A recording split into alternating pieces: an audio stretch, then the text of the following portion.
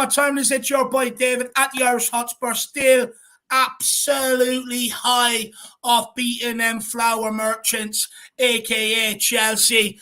Absolutely loving life. Tonight is your Monday night fan show. Feel free to come on and glow, throw shade Chelsea's way, plus discuss a number of topics that we have that's out there today even. And I'll just run through some of them very, very quickly. Do a big talking point. Some people saying they want to go at Harry Kane because they want assurances we're going to beat Sheffield United. Some people like me are saying, look, if Richarlison can't do it against Sheffield United, then, where is he going to do it? So you've got to give him the chance. So let me know what your thoughts on are. I feel you should be able to play Richarlison and still have enough to beat Sheffield United. But others are saying, look, we've seen what happened before. So Harry Kane needs to play. Now, another talking point, and look, I don't care what justification they've given today for the decision yesterday. I don't care what justification they gave for the West Ham decision where it should have been a penalty, but I'm absolutely sick of VAR. I'll be honest with you. For me, it was brought in to eliminate human error, but it's still human error that's at the cause of all the decisions we're seeing because it's still a human's interpretation of the rule book. So for me, I'm absolutely fed up with it. I'm at the point where I want to scrap it. I think, see the team celebrate, waiting to see if the goal is allowed and then re-celebrate. For me, I think it's just absolutely ruining football in my opinion. But look, I know other people's out there will say that VAR works. It's just the people using it. So, how do we improve it then? Come on and let me know. We also have to compete next season. I remember Stellini was asked a question in the pre-match press conference to the Chelsea game. About, where Tottenham are at, what do they have to do to compete with the likes of Man City and Man United next season. They did say the other lot over the other side of North London, but I refuse to say their name because I don't think they are going to win the Premier League. So what maybe do we have to do at Tottenham to be able to compete next season? Next 6 Premier League fixtures: Wolves away, Forest at home, Southampton away, Everton away, Brighton at home, Bournemouth at home. Jack, a lot of away fixtures in this one, Dave, which I find kind of interesting, but they're obviously games that need to be winnable games, or are winnable games, of course. But what makes them maybe slightly trickier is the fact that they're all away from home. Of course, is there maybe a moment where Spurs do maybe slip up? Is there a moment where Spurs do maybe find a certain opponent difficult because, let's say, they just happen to show up on the day? So I would say, everybody, let me know how many points we're grabbing from this. Wolves away, I think you have highlighted, Dave, is a very tough fixture, maybe tougher than people like to think. Forest at home, of course, I think might be the easiest of these, maybe alongside Bournemouth at home. Southampton away, maybe the easiest of the away fixtures. Everton away, I think, is always going to be tough, kind of similar to maybe kind of Wolves away, because also Sean Dyche has given us problems in the past. Brighton, of course, have been maybe a tough team, but it feels like, we've maybe been more comfortable against them. So it is an interesting one. Spurs should probably get 3 points in every single game, but is there maybe a game you might think they'll slip up in or something like that? Spot on. So there you are, guys. Let us know on that. Of course, it's come from the Football Insider today, but apparently MSP Sports Capital are actively conducting due diligence ahead of a takeover campaign of Tottenham Hotspur. So despite Tottenham coming out and saying the club is not for sale, it looks like MSP are going full steam ahead, and it does look like they're probably gearing up for an offer. Otherwise, you wouldn't do any due diligence about it.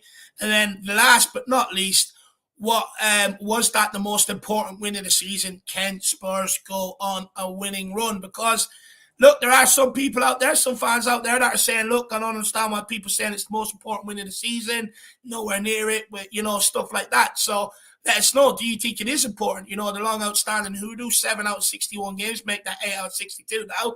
But, Chelsea have been a huge problem for Tottenham in the Premier League.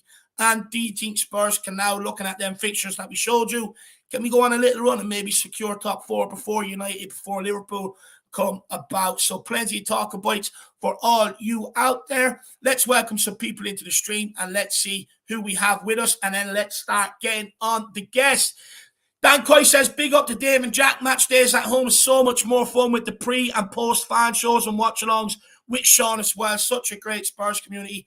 Come on, you Spurs. Come on, you Harris Army. Dan, do you know what, my man? Look, that's first of all, I really enjoy doing all of the pre-match shows and the watch-alongs. I really, really do enjoy doing them. But, me, like, look, but before I was doing this, I found solace with We Are Tottenham TV, being able to enjoy the game with fellow Spurs fans, go through the highs, the frustrations, the angers, the happiness with fellow Spurs fans. It was nice to enjoy with people in the chat and with the guys on screen. So I'm glad we can bring that to you, my man. Big up, Dan. Really Big kind, Dan. nice. See you in the house. We've got Marek. Big up, Marek says, come on, you Spurs. Love your show, man. Finally, I can be live to watch it. Well, Marek, big up, my man. I really appreciate that. Let us know in the chat where you are tuning in from. But look, hopefully you enjoy it, my man. Hopefully you do. Fan of Marek Hamšík, perhaps? King Hoddle says, evening. Sheffield cannot be taken lightly and could prove tricky, but Kane must be rested. And also Emo and Pierre and Højbjerg. I want to see Richie play as a number 9. Perisic and Porro brought back with Van the Man Juma. Look, Sheffield United is reading today they've got a bit of an illness bug going around the camp, and their best defender, John Egan, is out with suspension, which means Kieran Clark, another Irish centre-back, might have to come in for him. He's old, he's slow, put the ball in around and run off him, you'll get joy. So, look, I get it. I don't think we should overlook it because we do know what can happen. We've got cup exits, shocks before Colchester, Middlesbrough, Nottingham Forest this season, NS Mora, Dynamo Zagreb. I mean, we've been here too many times over the last few years. Yeah. But at the same time, we should be winning these games. We should be. We're Premier League, their championship. But I do understand the concerns. Chris, big up. He says, come on, you Spurs. Come on, you Flat Cap Army. Come on, you Harris Army. Such a great weekend. What a win. And let's repeat the winning feeling on Wednesday. That'd be 3 in a row, Chris. I think you're asking for a bit too much, my man. Come the Wolves game, you'd be playing a game of Connect 4 with the results. Big up, Chris. We've got Eddie Parsons. He says, big up, guys. Good evening, everyone. Come on, you Spurs. Big up, Eddie. Big up, Calavius says, big up, guys. Good to see you in the building, my man. Ian Cook back with us again as well. So good evening, David Jack, and everybody in the chat. Big up, Ian Cook. Welsh Gal, who will also be coming on. She made her debut without Jacko here. Now we've got Jacko here. Oh. I knew before Jacko got in, I was like, it'd be absolutely buzzing. So can't wait to speak to Welsh Gal and hear what she has to say. I love it. We've got to Tequila 316. If you don't know, get to know. I am the professor of sarcasm and boredom. I love it. Love it. Ribsy, good to see you, sir. Still on a high. I like to see that, my man. Ricky Nados says, evening, brothers. Just love this show and all the positive vibes. Come on, you Spurs. Pick yourself up, Ricky. My man. Look, I have to keep saying this. I'm not always 100% positive. Positive when Tottenham win. And, even through some of the dark times, I still see some positivity. But when I do get angry as well, I just must stress that I can get angry too. But big up, Ricky Nato. James Paratrooper says, I think this is the end of Sonny era at Tottenham. He looks super sad at the end of the game. Look, I can see why people are saying it. I think it's too soon, to be honest. I was saying on the Twitter React show earlier on with Jacko and another guy that put this in, I was saying, like, look, right now it's a needs must. Sonny kept on losing the ball, kept on doing the same thing. We were conceding goals. We had to try and get someone in there to hold up the ball to get us up the pitch, but also someone that wants to sort of defend from the front. And Richarlison has brought that, and right now it's a needs must. When the confidence comes back in, you're higher up the pitch, which is where Son is most lethal. You will need some because Richarlison is not a creator. Richarlison is someone you create for, and he'll finish. He's like a dead eye in front of goal. So you will need Son again, but right now it's just temporary measures that we need someone to offer a bit different, and he's doing the job. But there will be a time for Sonny. No need to write him off yet. Nowhere near it. Big up, James. Big up, my man. Gamer16 says, Danjuma, Richie, Lucas up front, Porro on the right, more than enough. Exactly, my man. Absolutely love that. Scotty Hynam says, big up to all. Come on, you Spurs. Big up, Scotty. Desi Munda says, Son looks finished. Richie needs to replace him. Maybe Danjuma. Same answer as what I said to Paratrooper. Same answer. But look, I'm open for correction. Come in and let me know if you think I got it wrong. Gamer16 says 18 points. Love it. Fair enough, my man. Foggy Foam says business end of the season, big boost. Most of the games are at home. Absolutely. Absolutely, my man. Look, if we can go on a similar run like we did last season, I will say there's already similarities. Bet City in February. Then we lost to Burnley last season. We went and got hammered by Leicester this season. And then we went on a nice little streak. And we've gone and bet West Ham and Chelsea. Can the same similarities continue again? And if they do, I would say it's not potluck, it's by design. So that when the business end of the season comes around, that's where our fitness kicks in. Maybe I'm not so crazy when I come up with my theories, Jack. Big up, Maybe Foggy. not so crazy. Brad Matthew says, good evening, everyone. Don't forget to click the like. You tell him, Brad. Brad's on like control tonight, everybody. So listen to Brad.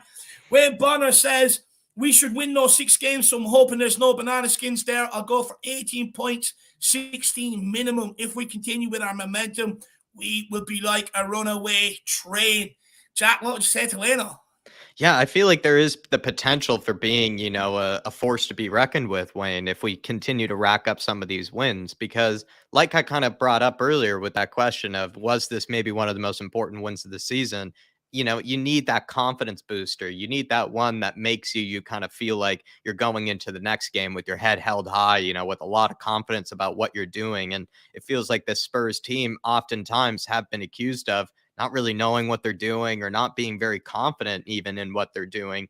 And now it looks like maybe they do have some sort of idea, or are starting to look like more of a cohesive unit. And it's starting to look a lot better, I would say, of recent. So with that massive win, Wayne, maybe they can sort of then go into the next game and the game after that and the game after that more confident in themselves and what they're doing. Yeah. Exactly, Wayne. And winning breeds confidence, and confidence breeds wins. And then, all of a sudden, who knows where it can take you, Wayne. So now is the perfect time, brother. Big yourself up, my man. Big up the sports capital. He says, big up, lads. Good to see you in the building. Gamer 16 says the most important will be 3-0 home against Milan. Loving the confidence, brother. Loving it. Dark Sun G, good to see you in the building, brother. He says the only game I'm worried about is Brighton. If we can beat them, I feel 18 points incoming. Don't you love the Blues fan reactions after they lost to us? Well, Jacko, you're the catalyst for kicking this off by bringing up the fixtures. What would you say to Dark Sun G? It feels like the one hope that we might have against Brighton that other teams wouldn't have, Dark Sun G, is that, of course, Antonio Conte is more familiar with De Zerbi than maybe other managers in the Premier League. If De Zerbi has kind of taken the Premier League by storm, a lot of people have been, very impressed by him. But someone like Antonio Conte, of course, has had actually a lot of experience against the guy. And even away from home, proved to be, a good tactician against the likes of De Zerbi. So it does show maybe that I feel like Antonio Conte would have that benefit of experience, knowing De Zerbi, having played games against him before, where he can learn from maybe mistakes and whatnot, whereas other managers don't have that benefit. So I would say it's actually an easier game at home than it would be for other teams in the Premier League. That's what I would say. And we usually do all right. Well, actually, no, we don't. Sure, didn't Eric Dyer turn his back on them last year on Trossard, and he got the last one. But hopefully the win away from home, though, was massive, and that did maybe show. Yeah. It's only maybe Brighton either carry that into the game against us, knowing they want to try to do us, or they maybe go into it a bit intimidating, considering we did beat them away from home, of course. Yeah. I think if they're in a European hunt still by then, I think he'll definitely become a very tricky fixture. Yeah. But look, as for the fan reactions, I mean, it's brilliant. Angry Chelsea rant man is back firing again. I've been missing his videos. It's been a while, but he's back out again, ranting and raving. Gives me so much solace. Rory Jennings wasn't too happy either, calling for Potter out. I mean, look, it's a good time. Yeah, I love when they're all rattled. I love it. We're winning. Teams are going okay right now, and other teams are in a bit of upheaval. It's good that we can get it off ourselves for a little while and put the focus on another club. Big up, Dark Sun G. I'm loving it, my man. Toxic Headshot, good to see you, brother. I haven't seen you in a while. Hopefully life is treating you well. He says, hi, guys. Still buzzing. We're all buzzing, brother. Big yourself up. Daniel Sandoval says, come on, you Spurs. One love to all. Big up, Daniel. Share that love, my man. Phil Coy says, I think we're underestimating Sheffield United. They will 100% be up for this game. Play our best side, get 2 or 3-0, then make changes. Keep a close eye on Ndiaye versus Romero. There is going to be fireworks. Come on, you Spurs. Look, I'm not writing off Sheffield United, but the reality is we're Tottenham Hotspur. We should be beating teams like this. We should never have lost Camora, never have lost to Colchester. There are certain areas where I don't think we should make changes, a.k.a. the back line. I think we should try and keep that same back line because it's keeping clean sheets right now. But I think in the forward areas and maybe in the midfield area, you can definitely make a couple of changes because I trust in them guys to come in. I trust in Sarr to come in. I trust in Richarlison to come in up front. If you play Dan Juma, he hasn't given me any reason not to trust him. Sonny, he hasn't given me any reason not to trust him in these cup games in these early rounds. So I do think there are changes we can make, but I wouldn't make them across the back line whatsoever, if you want me to be brutally honest. But look, for me, it's all about getting an early goal. You get an early goal, you kill their momentum. If you don't, they will grow more and more encouragement in the 60, 70, 80-minute championship teams are expert at this. They're still in the game. They will go at you for the last 10 and try and make a goal, and they will grow in confidence. So it is about scoring early, this game, in my opinion.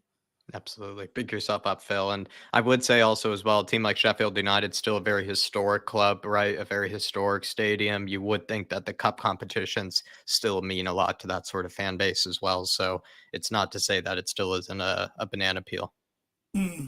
For sure, for sure. Big up, Phil, my man. Got Graham in the building. Good to see you, sir. I hope you're keeping well.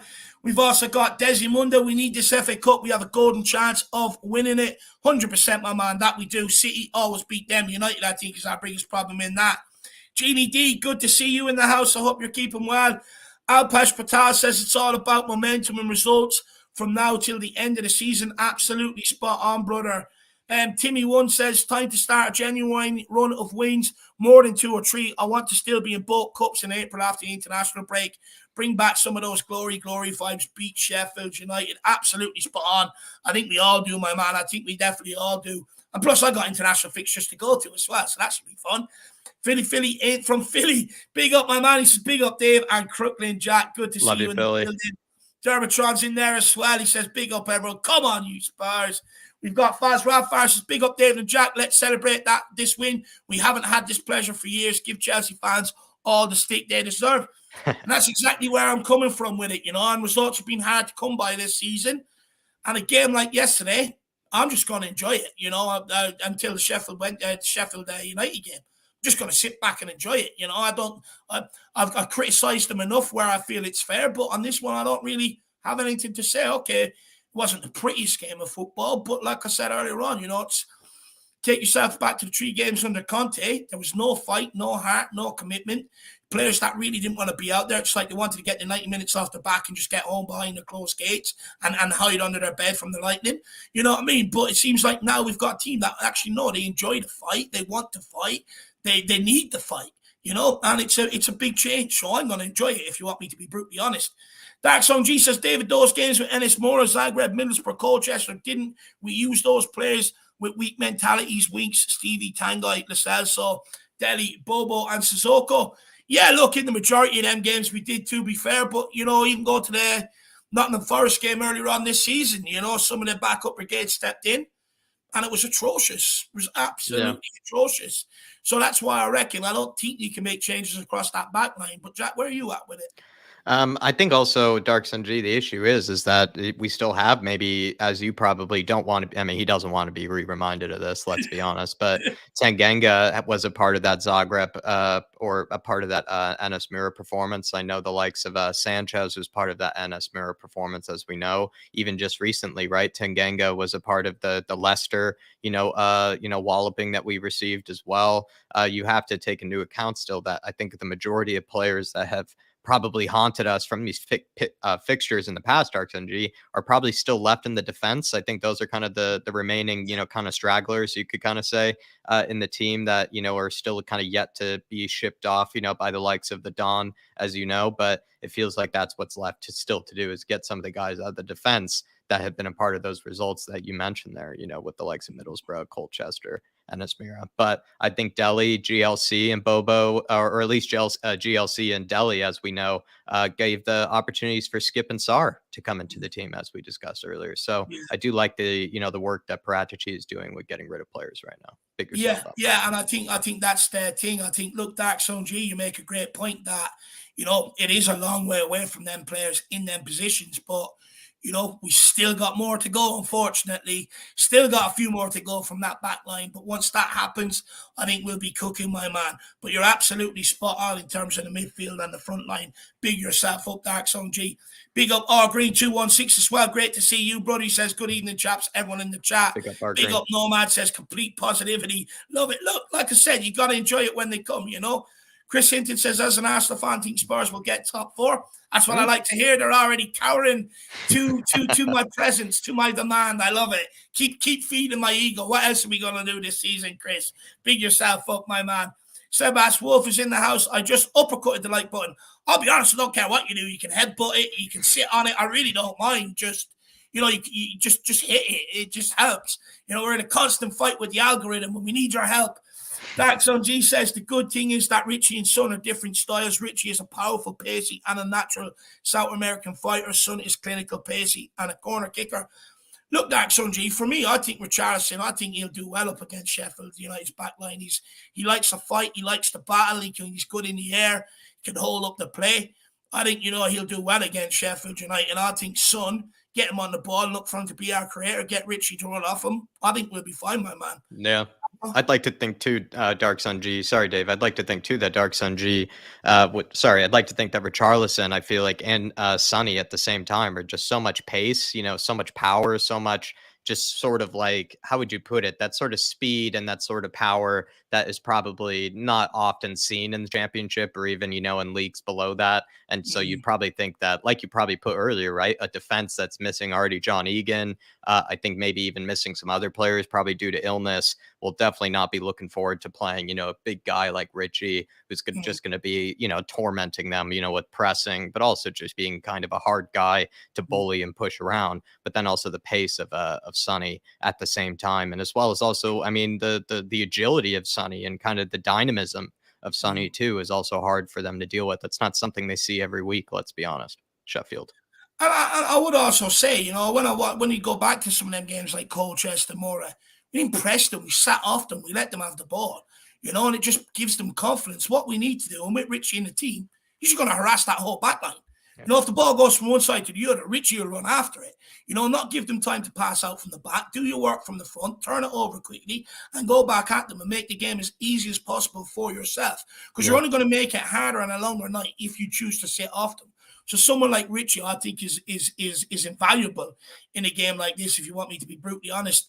But you're spot on there, Dark Sun G, brother. Big yourself up. Who else have we got here?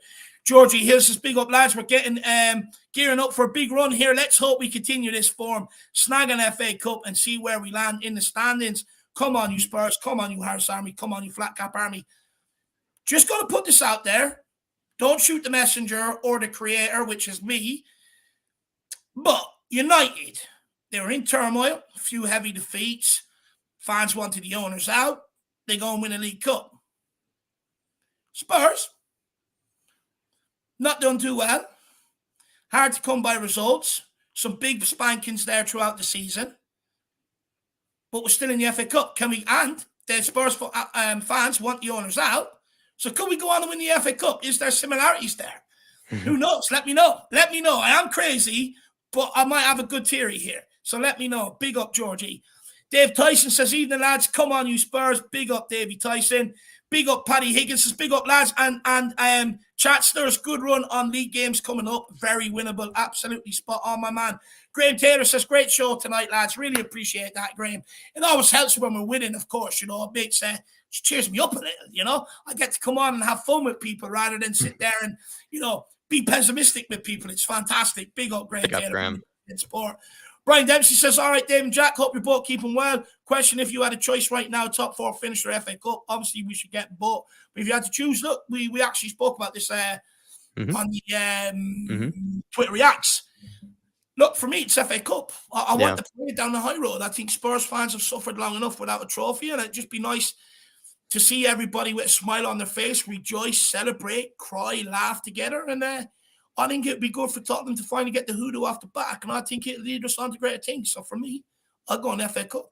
Same answer for me, Brian. I think also as well with the Gooners, where they are in the table right now, just with the season they're having, we don't really get the added benefit of feeling like, we get to finish above them. What would it be, like an 8th season or something like that in a row that we would have finished above them? We don't get to celebrate that this season. So it feels like maybe top 4 then is all really not that special anymore, because that's what gave me kind of that special feeling to top 4 was us getting Champions League and them not getting it. But if we end up both getting Champions League, then it kind of just, I don't know, doesn't really mean all that much. Then I'd much rather have an FA Cup. I'll have a look after Paddy. Don't worry about that. Big up, my man.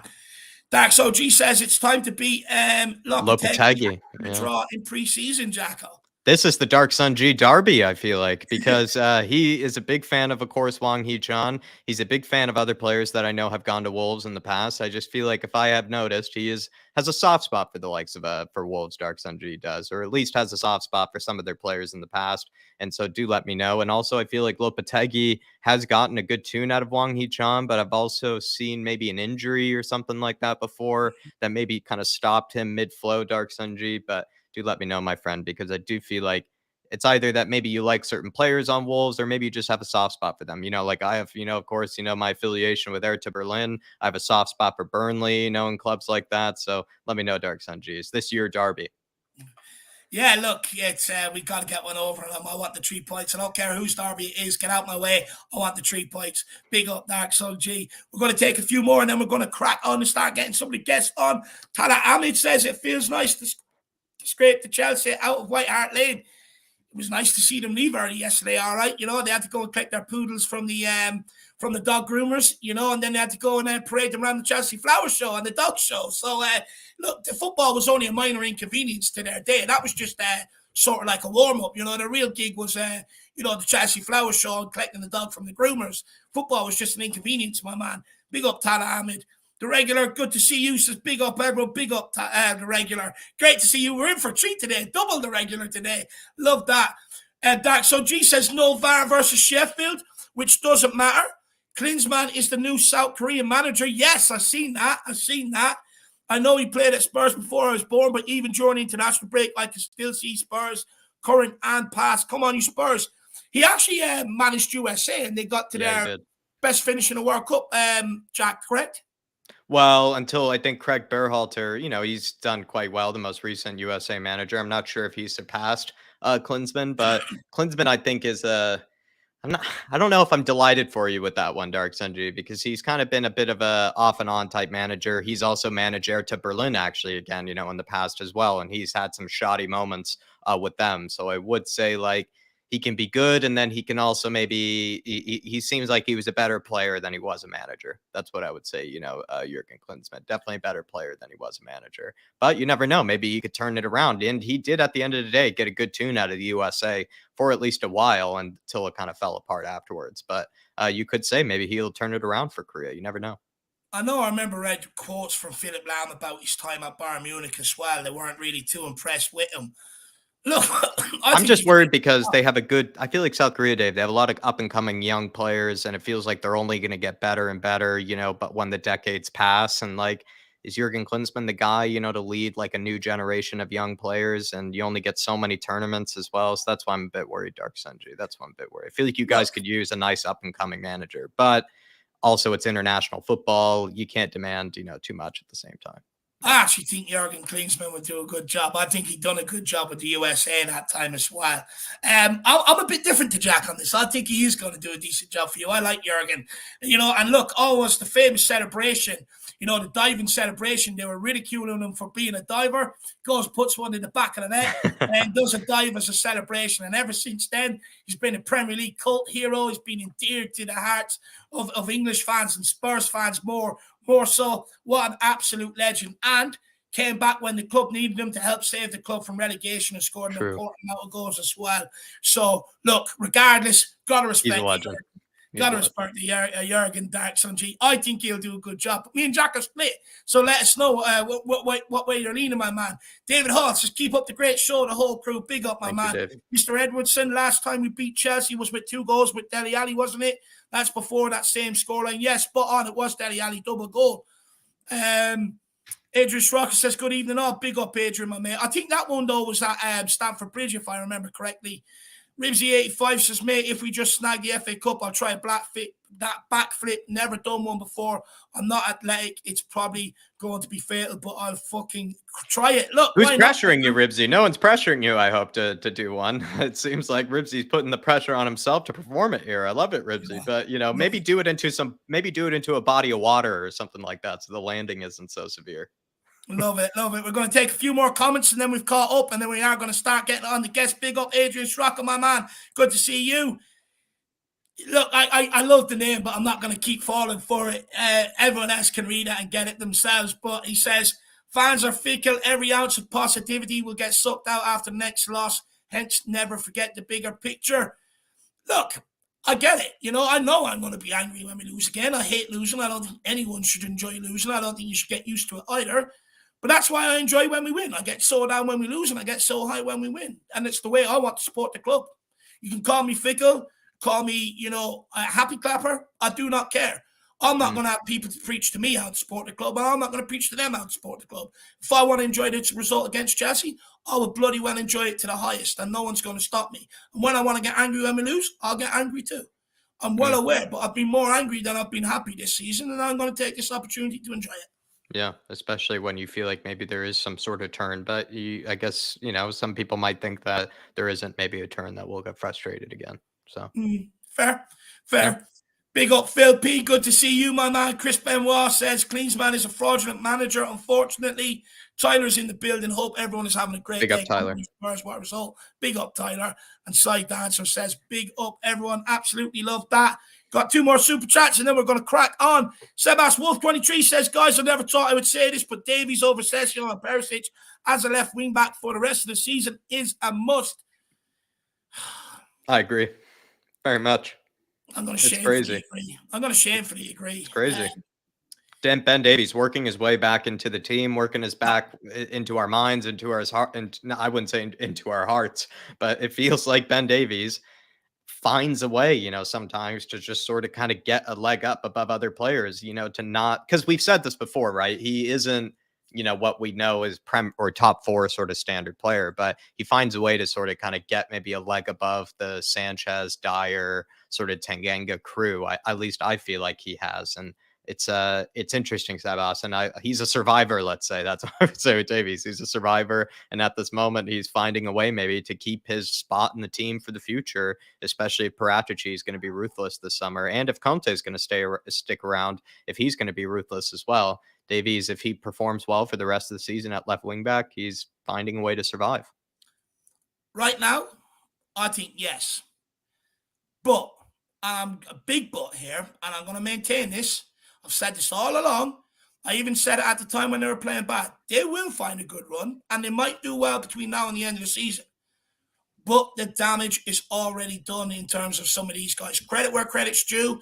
Last 2 games been fantastic, brilliant. Thank you very much. It's what I want from you. It's what I expect from you, and it's what I demand from you.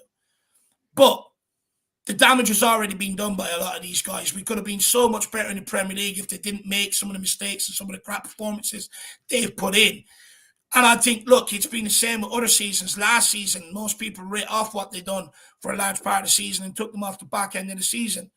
I gave them a chance. They let me down, and it's going to keep continuing every season. For me, use them, keep them going well until the end of the season, but I still think we should be looking to upgrade. Look, shoot me down if you think I'm wrong. I don't mind, but I stick by it. I think the damage has already been done with these guys, in my opinion. I do hope they continue to play well in the rest of the season because I need them. But I want them to do it over 38 games on a consistent basis, and they have not been able to do that over 7, 8, 9 years of being at this football club. So although playing well, I still maintain I would like to see. I'd like to see them gone at some stage, my man. But thank you for uppercutting the like button as well, Sebas. Thank you very much, my friend. Yeah, big up, Sebas. And Dark Zone G says, Fine is out injured, which is sad but great for us because he would cause a lot of trouble to Dyer. I have a soft spot for Wolves with Neves, Wine, Tillman, Jose Sa. Yeah, spot on. I think Neves probably a world-class midfielder, even though he plays for Wolves. I think he is a world-class midfielder. He's absolute baller.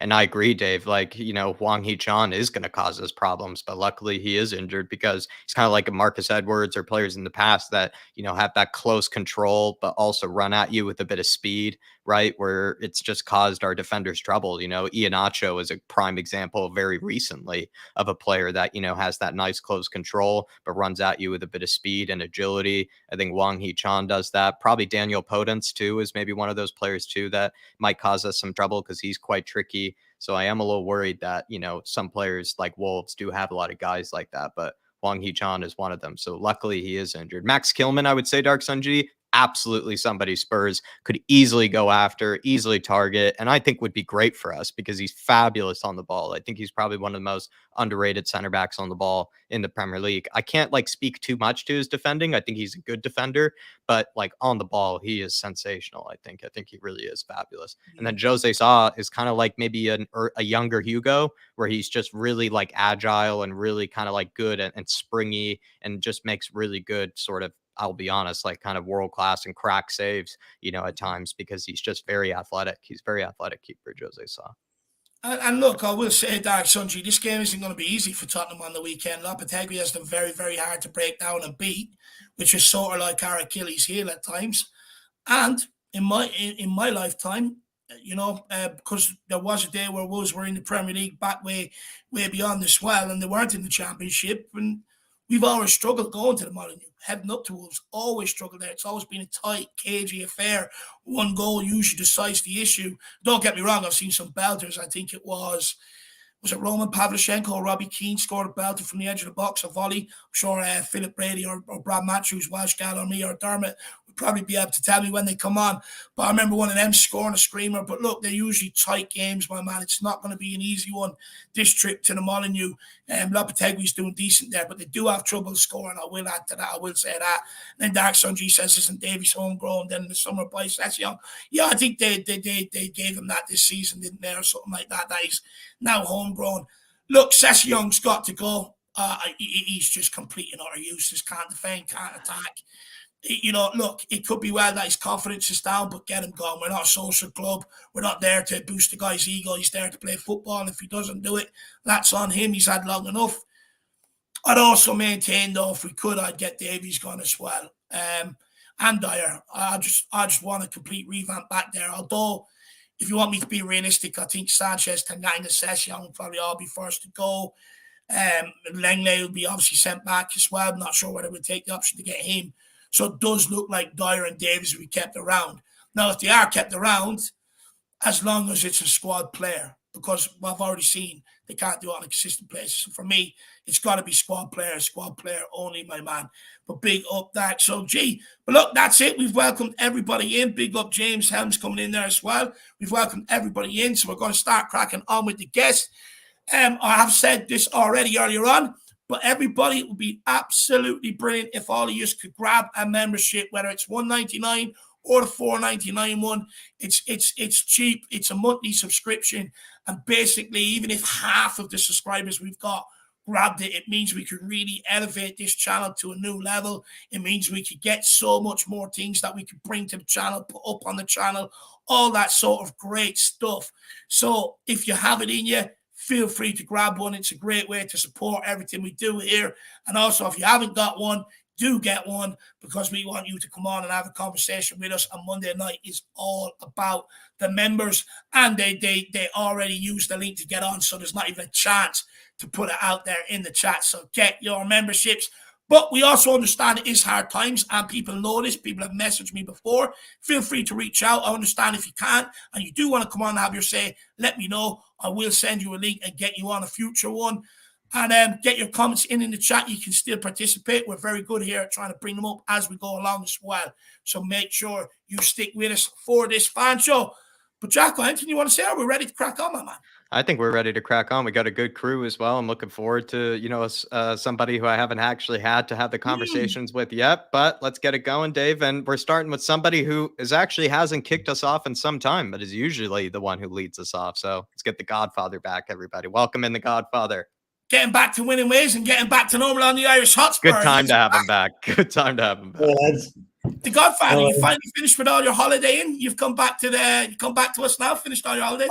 Yeah. I'll stay around for a while anyway. As long as you keep winning. Yeah. It's good to have you back, my man. It's really good to have you back. Thanks. I missed you. Look, it's been a while, Philip. So you kick it off. What do you want to talk about? Where do you want to go with this, brother? Well, I think we have to start with yesterday. I've seen so many defeats over the years by Chelsea. I even remember back it was in the day, I don't know what year it was, but it was the time when Kerry Dixon was playing for Spurs. I was in London. I brought a mate of mine who was a Chelsea fan to a game at White Hart Lane. And of course, they beat us about 3 or 4-0, So that was one hell of a miserable weekend. So it was just so good to see him turning up yesterday. And in the second half, I mean, they made Chelsea look like a really second-rate team. Which, well, let's say I use the word team with hyphens around it, because as far as I can see, Chelsea are a group of players. They're not a team. There's so many players in the squad now, they just don't know what their best team is. And anyone who can spend 600 million and not buy a striker wants their head examined, which is the Chelsea owner. But no, great performance by Spurs. I mean, I was just commenting earlier through watching the start of the second half. Unfortunately, I missed the game yesterday. I had a family thing I had to go to, and I couldn't see it. I was following it on Twitter. I was following anywhere I could get it, but I saw the game at 10 o'clock last night. But what I noticed was at half time, a Skippy shot hit the back of the net. There was hundreds of empty seats. People hadn't got back from the half-time drinks. And that is one of my first drove them to drink in the first half, and then they missed the best goal of the game. Honest to God, yeah, I know. It was just sad, Then I can just imagine there's more pints spilt in the concourse when the cheer went up, as everyone was rushing to get back. They all had to refill them afterwards. Daniel Levy would be smiling because he made more money on it.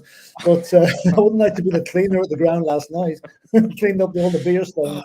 It's close. But no, it's. I mean, I'm seeing similarities from last season, really. We beat City. We have a terrible defeat against Burnley. Same this season. Leicester beat us. And I can honestly make. I'm going to make two predictions now. We're going to go on a run, and I cannot see anybody else winning the FA Cup. I'm saying that categorically. We are going to win the FA Cup this seaon. What makes you so sure on the FA Cup? I just have a feeling. It's omens. There's a lot of omens to go. Like when we last won it in '91, we were drawn against Portsmouth. We're drawn against Portsmouth this time. When we won the FA Cup for the first time in 1901 as a non-league team, Sheffield United. We're playing Sheffield United. So it's just little things like that. And I just feel that the players now have got finally realised that we've got to take the FA Cup seriously, obviously. I was worried about the Preston match, needless to be. 7 changes and we breezed it. And I can see changes coming on Wednesday night, but I agree with you, David. I don't think too many of them should be at the back. I think we can well afford to let Harry Kane have a night off. But what I would also do, I would load the bench as strong as possible, just in case. Just in case.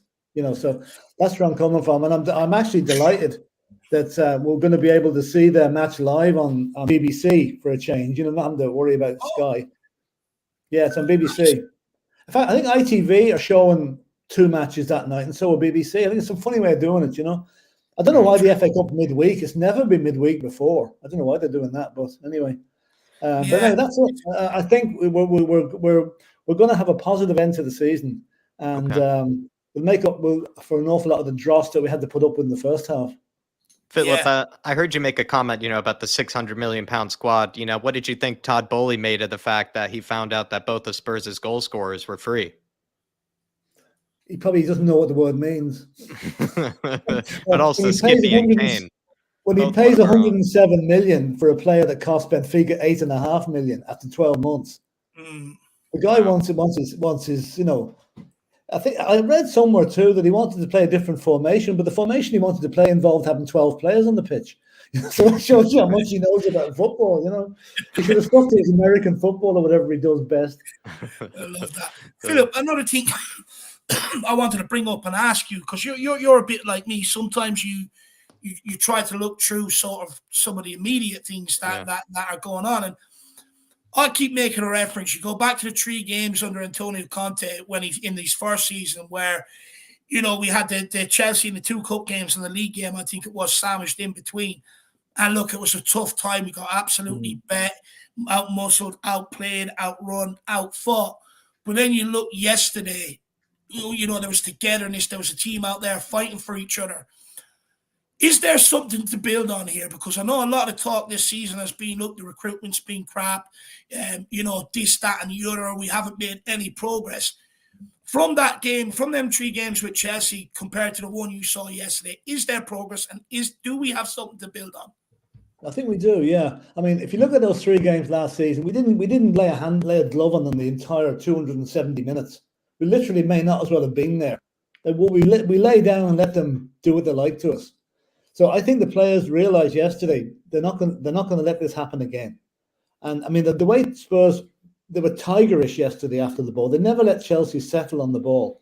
And I mean, even Richarlison, who's criticised for a lot of the fact that he hasn't scored, Richarlison worked his socks off yesterday, tracking back, tackling back, getting the corner that led to the second goal. That was his attitude was brilliant. Oliver Skip, much maligned. We thought he'd be out on loan in the summer, in the winter. Look what he's done. But, we've done this in adversity. We have two of our best midfielders are out for one out for the season and one out for a good part of the season. So the boys have said, right, lads, we're going to knuckle down. We're going to get onto it. And we did not want Chelsea having bragging rights at this stadium ever again. So that laid down a marker. There's a huge attitude change in the game yesterday from the ones we had last season. And I think the fans wouldn't have accepted anything less yesterday. After beating West Ham, that laid the foundation for it. Then we go and beat Chelsea. And that's 8 clean sheets in the last 12 games we've had. So a much maligned defence isn't that bad, really. I know against Leicester that they didn't turn up. But, I think with the run of games that we've got coming, there's not one team in the top 6 there. They're all below us in the league. This is like the backbone tester, isn't it, Philip, type of game where, like you said, after beating the bubble blowers, everybody's, gets a bit of a pick-me-up. They start to maybe, I don't know if even people started to believe again, but at least there's probably less, sort of negativity around and people are a bit happier. But it really was depending, I think, on this game for Spurs fans to start to maybe believe again and start to really kind of feel like there could be a positive ending to the season in some shape or form. And it felt like this was, like I said, the backbone tester, the tester of the cojones, and they passed it. And also, when you look at our fixtures, okay, I know we've got Wolves at the weekend. Now, Wolves can be tricky, as we know. But then we've got Nottingham Forest. And my take on we owe them one for that League Cup defeat. And also, if West Ham can put 4 past Forest, I think we can do slightly better. Forest don't seem to be good on the road at the moment. So there is a good run. There's a good run coming. Everton will be tricky because Sean Dyche, basically. But Bournemouth at home, that should be okay. And Southampton away. Southampton are in trouble. They'll be fighting for their life. But we should have the quality to take at least 16 points in those 5 games.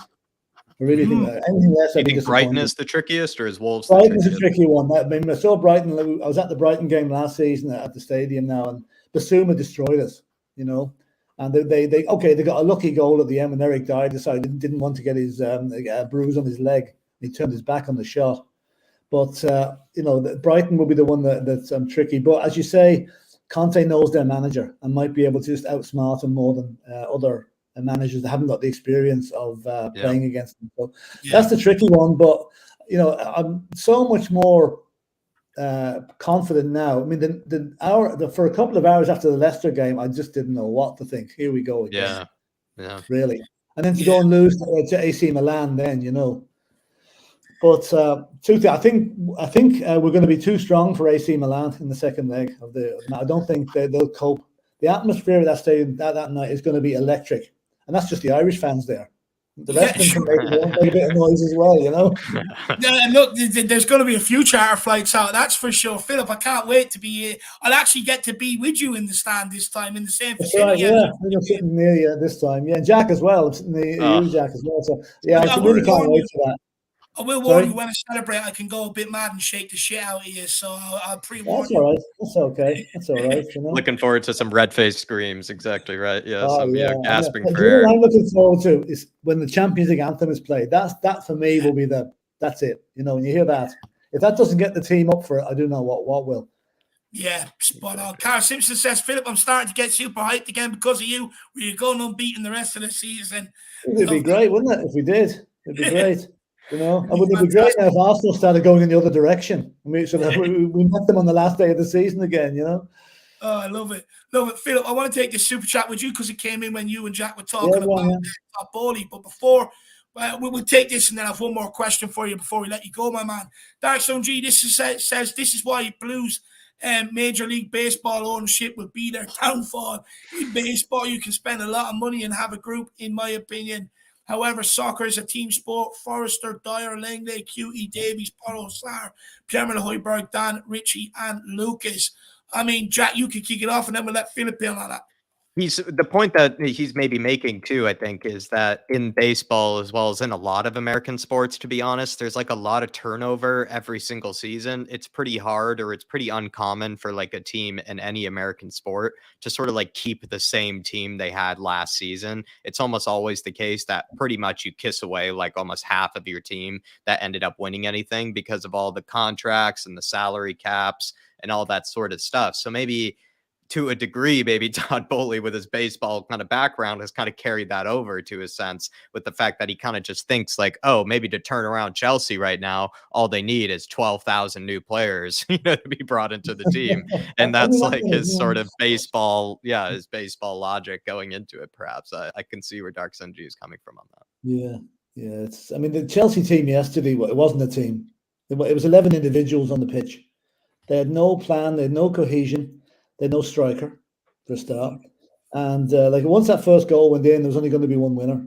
I'm just sorry we didn't press it home a bit more and really put them to bed with 3 or 4-0, But one thing, though, I think there's a very good comment there about, just to carry about the going unbeaten and whatever.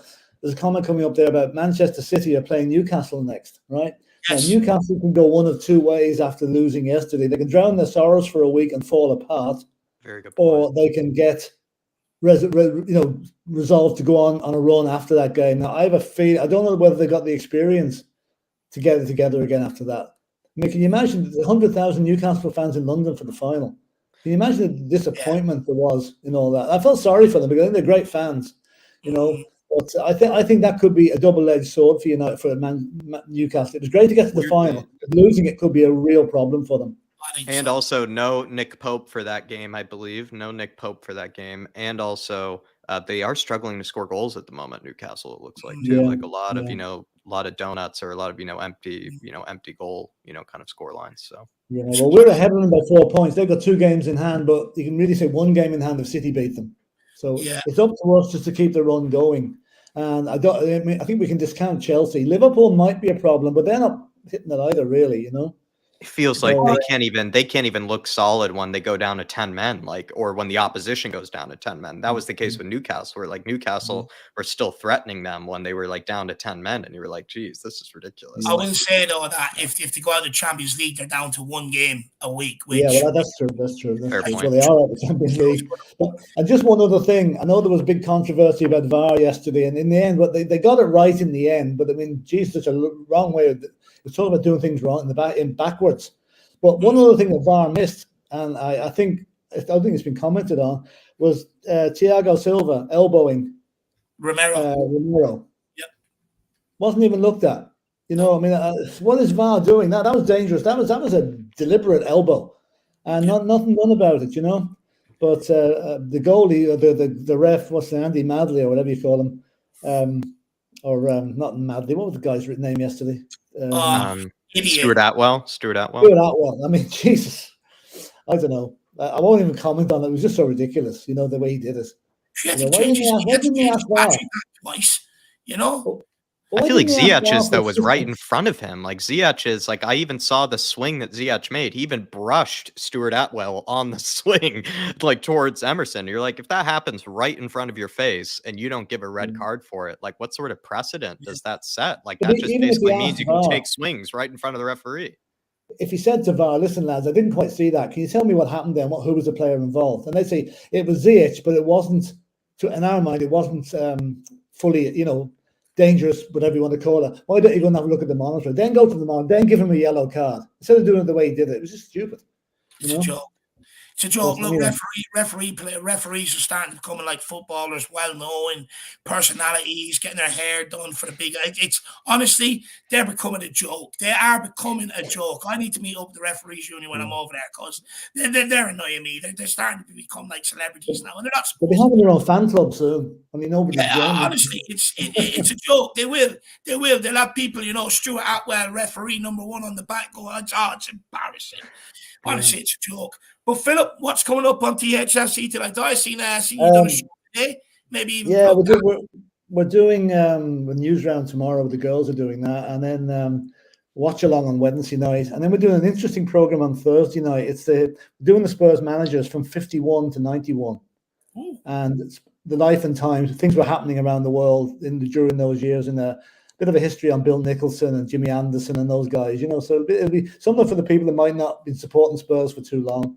Yeah. And Will you be then talking that's about the curb crawler? Sorry? Will you be talking about the curb crawler on it? No. Well, yes. Dermot's the expert on that. I'll let him explain that to you.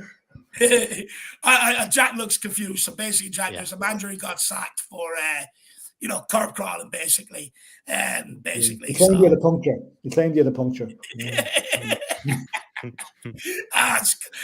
One excuse. Well, Philip, my man, big yourself up. It was great to have you back on. Nice, great to be back.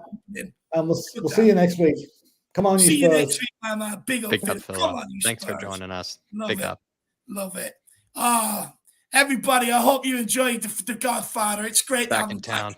I know I thoroughly enjoyed it. Please get over, check out the channel he does with Dermot, Ellie, Mia, and anyone else that appears on there. Get over there, check it out. It is great to have the Godfather back. Absolutely love it. A big up Dark Soji as well. I really appreciate the support. The MLB order, that was a good one. I like that. That was good. Jason Helm says, I'd like to hear Dave's opinion on where he thinks Newcastle will finish this season. For me, they'll be the team that wedge us out of top four unless we have a near perfect rest of the season.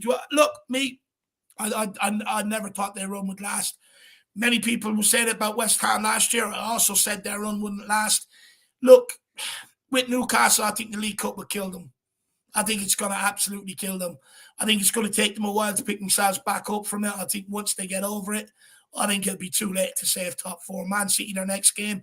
I'll be honest, I think Newcastle will probably have to settle for Europa League. But I even said this before they made the cup final. I didn't think Newcastle would last it, to be honest.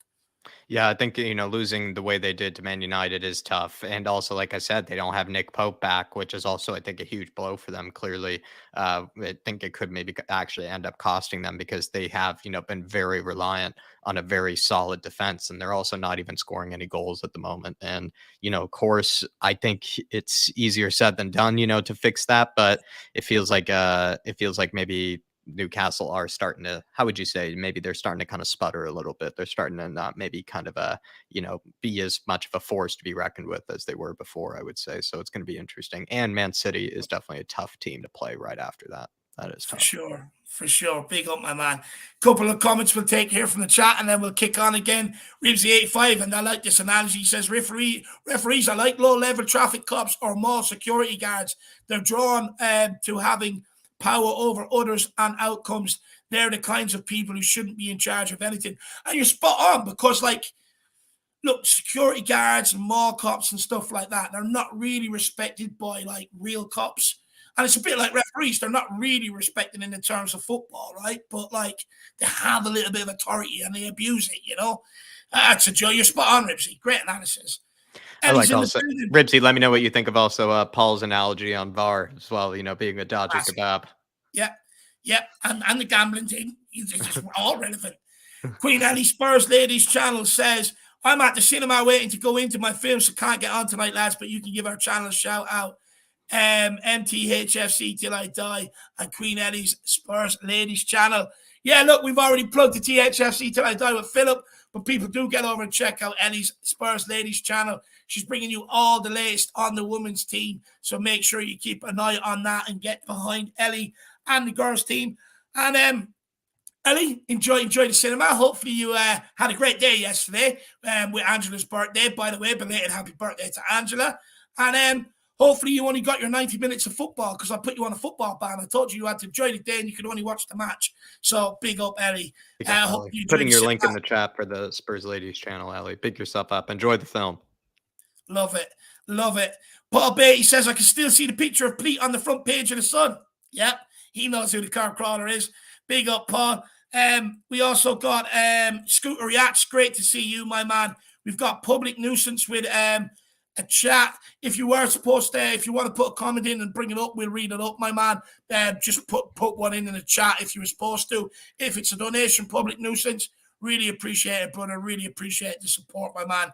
And then Dax OG says England needs a whole new group of referees. I mean, most people in Korean nickname almost all the arts All the refs, lunatics, 3 examples, Taylor, Tierney, and Atwell. Jack, I mean, what would you say? That's hilarious that even in Korea they have their own nicknames for all of them at this stage. Like, so basically it's now worldwide, sort of common knowledge that these referees are, just becoming pretty useless or becoming, laughing stocks. Let's be honest. That is quite funny, actually. I feel like, honestly, Paul Tierney maybe is I can't even, it's hard to even know. They're just all, I can't even say there's one that I'm a big fan of really at this stage, or there's that I really like. The only referee I really like is the guy who did that World Cup final, that Polish guy. I think he's an absolute legend. He seems like kind of the new what's his name, kind of Pierre Luigi, kind of guy, whoever that old guy. He kind of seems like that. But what I also find funny about the referees union, it seems like all the referees need to like shave their head, and all that stuff. It just seems like they all look the same. They all try to, walk the same, act the same. There does seem to be a real referees union as well, Dark Sun G. But it is funny, actually, that they are even being made fun of as far as Korea. That's hilarious. Honestly, it wouldn't surprise me if it's going to get to the point where referees try and outcard each other. And what I mean by that, you'll see one do a double backflip, produce a yellow.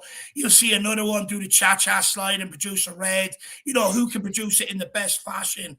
You'd probably see another one come out and do an Ed Sheeran song and then fucking, I don't know, blow for a free kick. I'm absolutely sick of them. When you see them doing their hairs, standing there posing for the cameras like Paul says, strike pose. When you see them, waving to the mother at home, send the best wishes to my grandmother. I'm sick of them. I'm absolutely sick of them. In fact, what you should be concentrating on is getting the right decision for once. Jesus Christ, that's what you should be concentrating on. Just concentrate on getting the decision right. If you get the decision right, you can backflip off the Eiffel Tower into the Tottenham Hotspur Stadium and fucking give a card for all I care. Just get it right. That's all I want. It's not hard. It's your job. If you can't do your job, you should be sacked and get me in there. I'll do it. Mary W., big up. Hi, guys. Great show. And if anyone else out there is watching as well, if you got someone in your job that you employ and they can't do it, get rid of them and get me in there. That's what I say. I'll sort them all out. But look, we're going to keep this moving. Dark Zone G, I mean, it's just a disgrace. You just triggered me, my man. I need to go and get some water. But I'll be back, Jack. I'm just going to grab my luscious Spurs bottle out of the fridge with ice cold Irish spring water. So I'll be back in a second. Let's do it. Bring on Mr. Brad Matthews here. How are we, Brad? Hello, Jack. Hello, David. When you get back, I'm fine. Went on a passionate referee rant there. Yeah. Is that where you want to start, Brad, or would you rather just praise Spurs maybe first, get on to the refs later? Before I forget,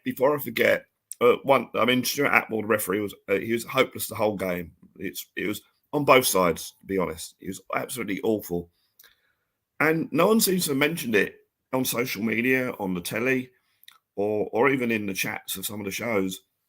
During the second half, he ran towards the touchline and off down the tunnel. And everyone's thinking, what the hell's happening there? I remember and the players came into the coaches having drinks and that. And we're all joking about, maybe he thinks, I can't do this. I can't ref anymore. I'm off, sort of thing. And he must have been off the pitch for about 2 or 3 minutes. So it's obviously why he ran off the pitch.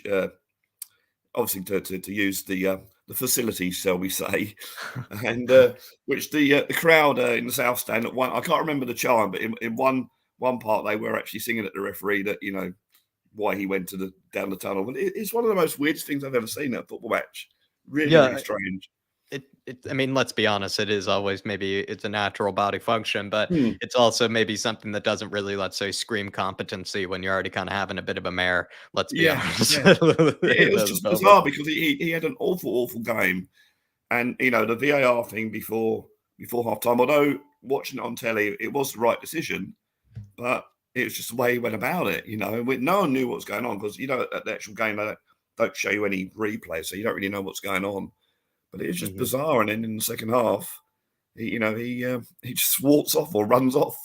But yeah, it was a weird thing, but a good game by Tottenham. I'm very impressed with the last 2 games I've seen them play because they've done it in a way where they've done it without even trying. They've done it really professionally. They put away West Ham, which they should have done in all honesty, and they've done this game against Chelsea. Chelsea had a lot of possession in the first, say, 5 or 6 minutes. But Tottenham gradually got into the game. And I've noticed with Tottenham now, the last 2 games, they seem to start off slowly and get quicker and quicker and quicker. And people talk about a game of two halves. It seems to be their plan at the moment. And I don't know why, just to take it. I mean, I wanted to come out the blocks quickly and get the early goal against Chelsea to get the crowd on side, but they didn't. But they seem to wear down the opposition and then come out in the second half when they know that, you know, they're there for the taking.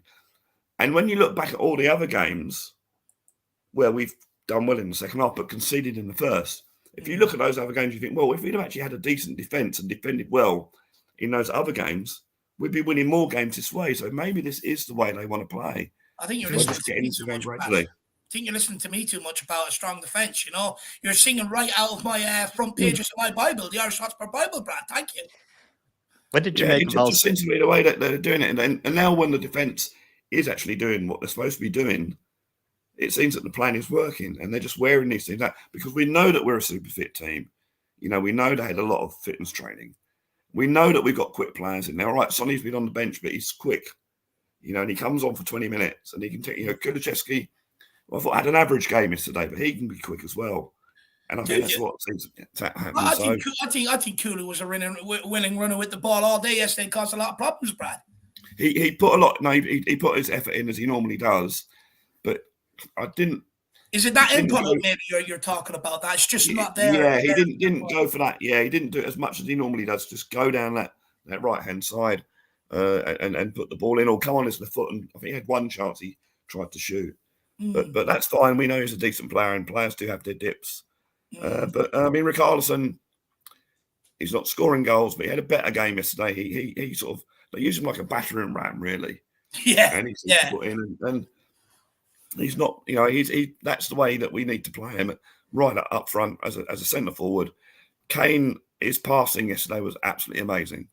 It is incredible. The amount of times he got the ball, swiveled, and put it right into the path of Ben Davies on the left, who's running down the left. It was a masterclass of passing from Kane yesterday. But no, all in all, I'm really. It reminded. Was it hard to pick out a man of the match, though? You feel like, Brad, for that game? It was such a team performance. I think on a romantic, personal level, Oliver Skipp was everywhere yesterday. Yeah, and that goal, which as we made out that some of the people didn't see because it came 20 seconds into the second half. And my mate Steve famously missed the goal again, sort of thing. But I mean, what did you make of the fact that everybody was, you know, off in the concourse or for Skippy's goal? I mean, it happens every match. Every match it happens because they all go for their food or whatever.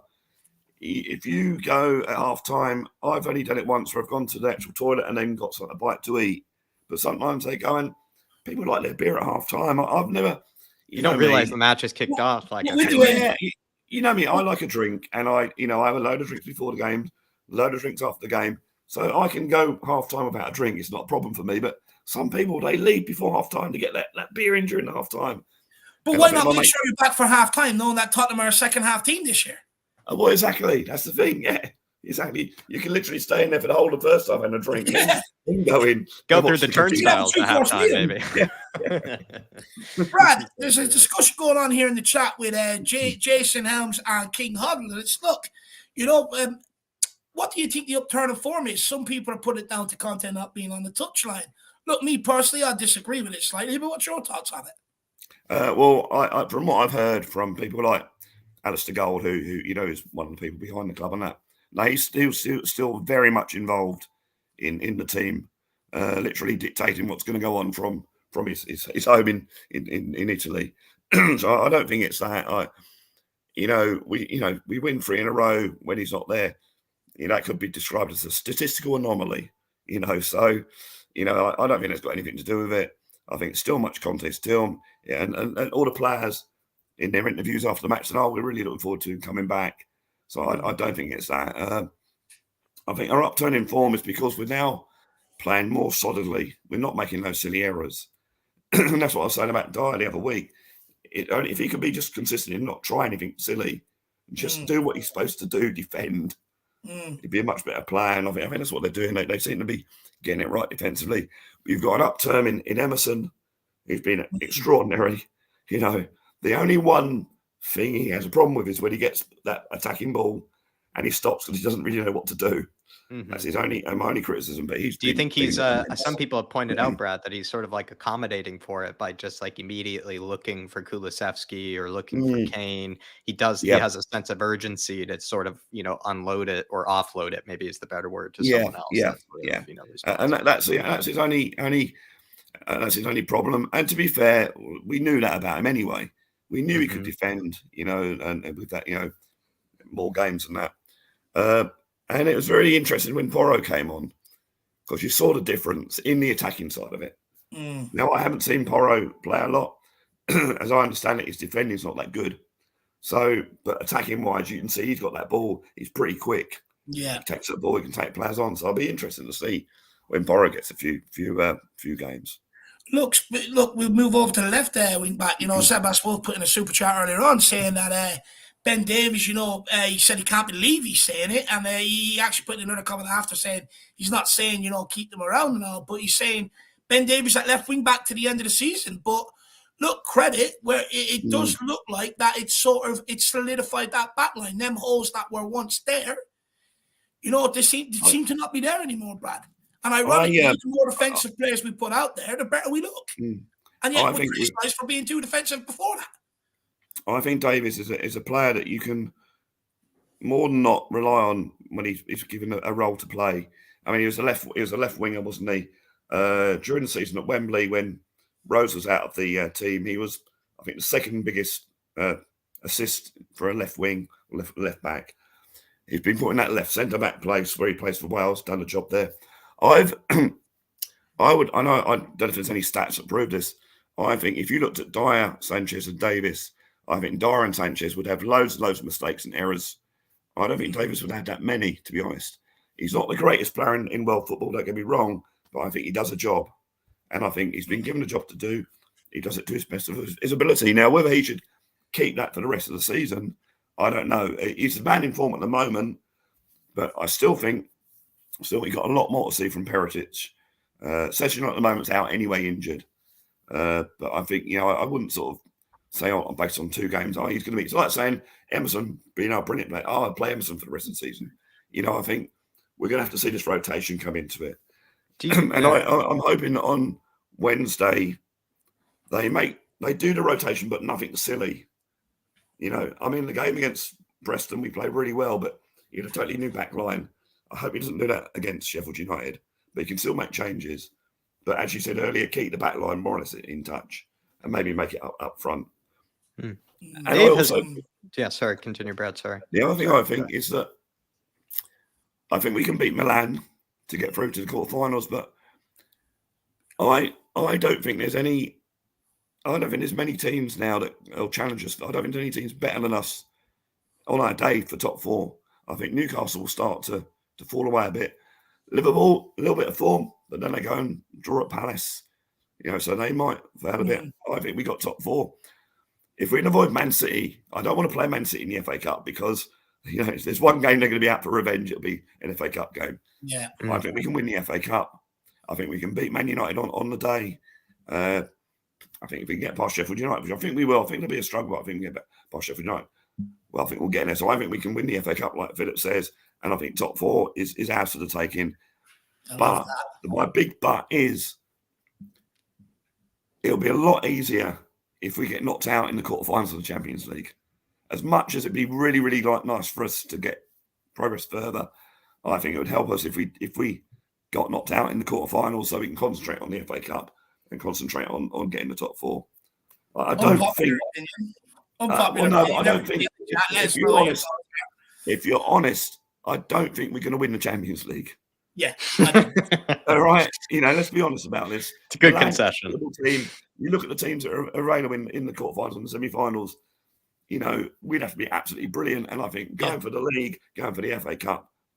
And I would think that we'd probably take the Champions League more important. And I'm not saying that's wrong. And that would put the FA Cup to one side.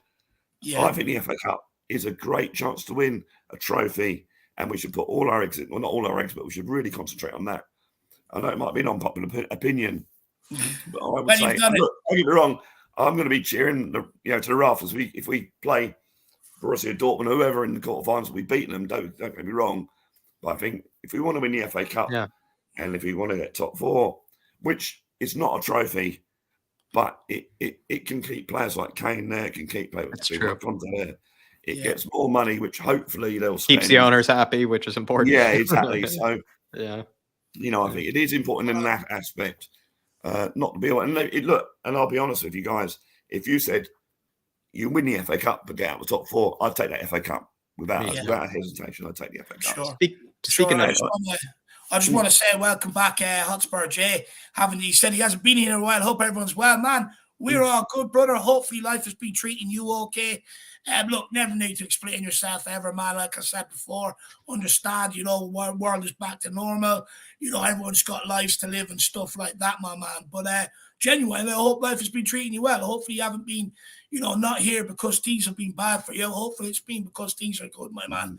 Good to see you in the building. That big up P Dubs, Rhode Island's finest, hot tub getting you some Wednesday. Big warm it up, get it ready, get it nice and hot. I did have a quick question though, for you, Brad, and it's a kind of a 2-part question here, because Dave has been very, kind of enthused by, you could say, the new South American, kind of blood in the team with Romero, Emerson, Bentancur. All these guys seem to have this real passion. They're choking each other, slapping each other in the face, after games and stuff like that. And Darkson G mentioned that if we were to make it to a final, he feels much more confident than this squad's mentality than he has in previous squads. Would you kind of agree with that? That maybe the mentality of the team is a bit better these days? Yeah, just stronger, maybe more determined. Yeah, I think we've got the South American mentality. We've got obviously a World Cup winner in our team with Romero. Brazil have been to a lot of World Cups. We've got Richarlison there, and I heard tonight that Emerson's played for Brazil before, which I didn't realise. Yeah, he's had a few caps. And let's face it, the team that won the FA Cup in 81 and 82, didn't we not have 2 Argentinian players in that team? Yeah. The Brazil team could have used maybe this inform Emerson if they got this version of Emerson as well. So I think there's a mentality, and I think Romero proved to me against West Ham and Chelsea that if he just, I know talking about how when he goes into the tackle and timing it and what tackles to go for, what tackle what. If he gets that side of his game right, he's a top player, and you don't have to take away his aggression. You don't have to take that away. You just have to just sort of fine tune it, and he's going to be a top. He's only 24. Let's face it, he's going to be a top player. There also seems to be a lot of camaraderie with the Brazilians in the team. Yeah, and I think Romero as Argentina is part of that as well. So yeah, it could be. It could be that's good kind of energy that I'm liking. Yeah. When people go on about, when we're having the bad results, some people say, I've lost the dressing room. There's no team. I've never ever felt that we've lost that team spirit at Tottenham. I think it's been there, and I think it's going to be there for the rest of the season. And I think there's a big connection there with them and the coaching staff. And I think they really want to do stuff for us and that. And they proved now. I mean, we've won 4 of our last 5 Premier League games. We've got that blip, the Leicester City, which is who knows? Who knows why that happened? Awful game, All right, Romero was out. Yeah, you could put it down to that. Dyer was back to his awful ways. The whole game, went wrong that day. Maybe it's just a blip. I don't know. We'd like to hope it is. But then we had the blip against Burnley, didn't we? Yeah. And then we came back.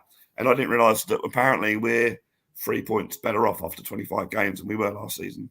So I'll have to go and talk that up. Thanks for that, Brad. That's not in my armory of contest defender. Love that.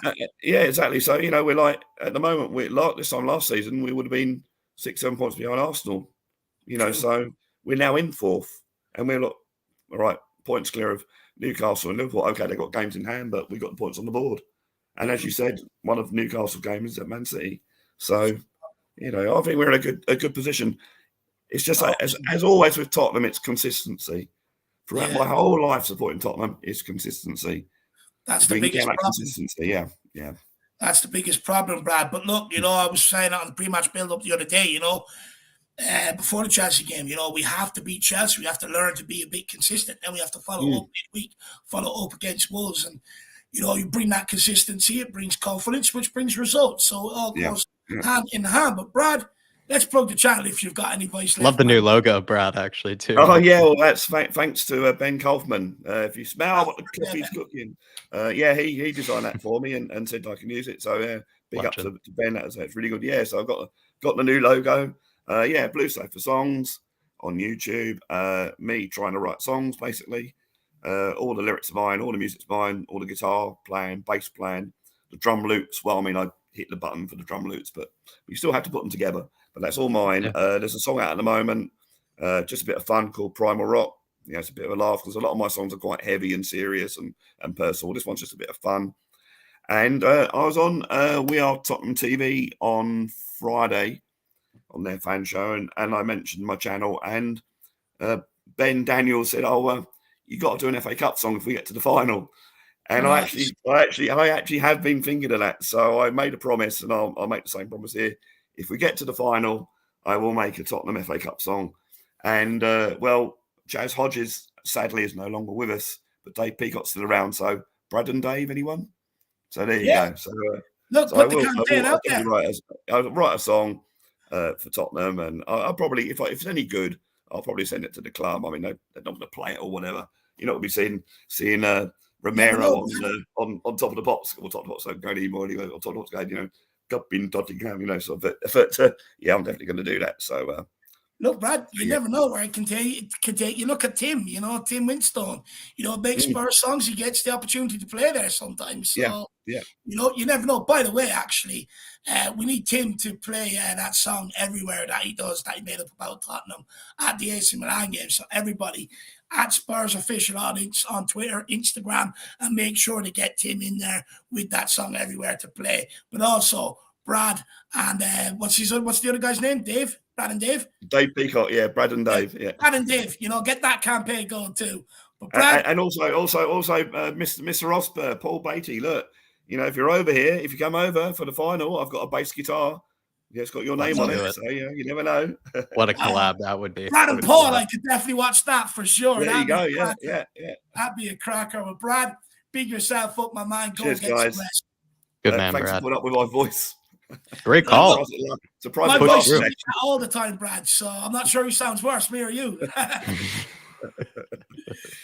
Good man, Brad. Good call as always. Good call as always. Yes, guys. Come on, you Spurs. Come on, you Spurs. Big up, Brad.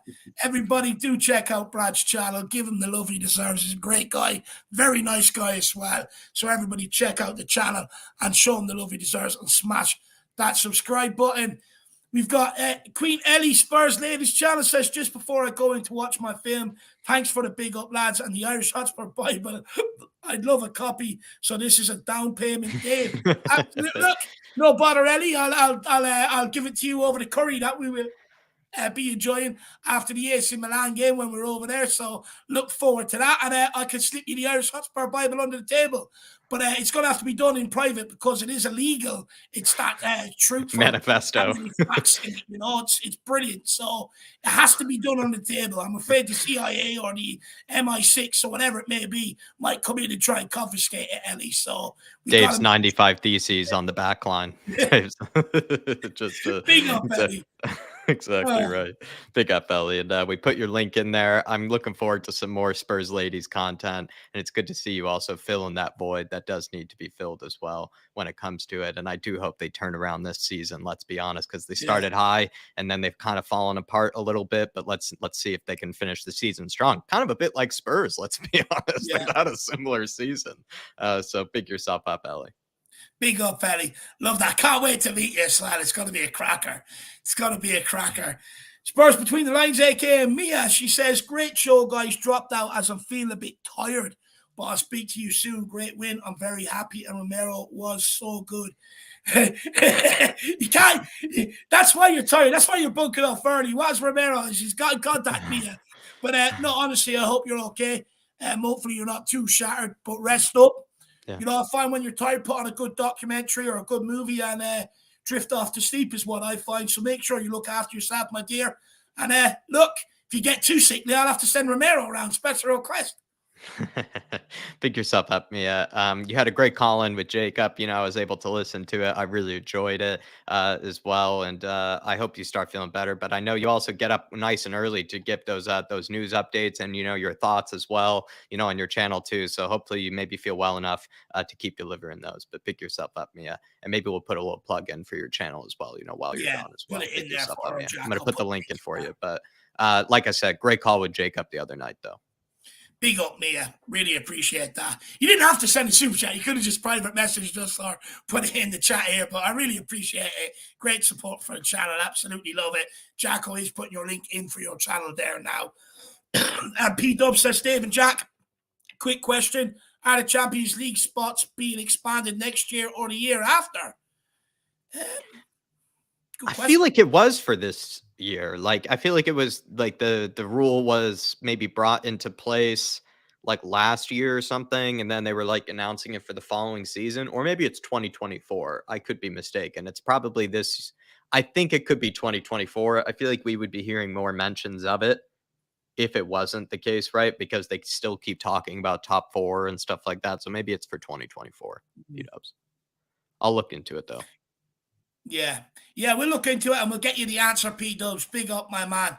And then and some link is in here for Mia's channel, guys. Do get over and check it out. I really got good time for Mia. She has some good opinions as well. So get over there, check them out, hear what she had to say before the Chelsea game and after the Chelsea game. Big up, Mia. And then we've got Paul. He's answering Brad's call. He says, if I come over, I'll be bringing my bass Loretta with me. Absolutely love it. He's got a nice name on her and everything. Probably a bit like what I do with the Harry Kane picture. Cuddle it, kiss it, wave goodbye, wait, come in, kiss him, say, how was your day? Love that, Paul. Absolutely love it. And then Queen Ellie Hoiberg Lady's channel back again. She says, this is for the legal charge of that Irish Hotspur Bible. Love it. I tell you what, Ellie, now that that's in there, I can upgrade it to a private suitcase. I'll get a nice little case for it. You'll open it, you'll get book signing coming out, and then you'll see amongst all the smoke the Irish Hotspur Bible. It'd be magical and mythical. Big up, Ellie. Really appreciate the support. I love the banter as well, actually. Love the banter. What movie you go to watch? You never divulge what movie you're going to watch. But big up, Ellie. But look, we're going to keep this cracking. Jack, we got a special guest. I feel like it's a bit rude that I don't have, an IPA to cheer this, to cheers her, introduction. You have one in the fridge? I don't actually. I don't. I should go get something though. I might have, a lager or something, but I do want to say hello first. So everybody, welcome in Welsh Gal. It's good to have her back. Look, Welsh Gal's going to be disappointed, I must say, because every good IPA drinker always has some in the fridge. Isn't that right, Welshie? That's absolutely right. Yes, 100%. I'm out of form here, but I'll let you off, Jack. I'll let you up tonight. That's all right.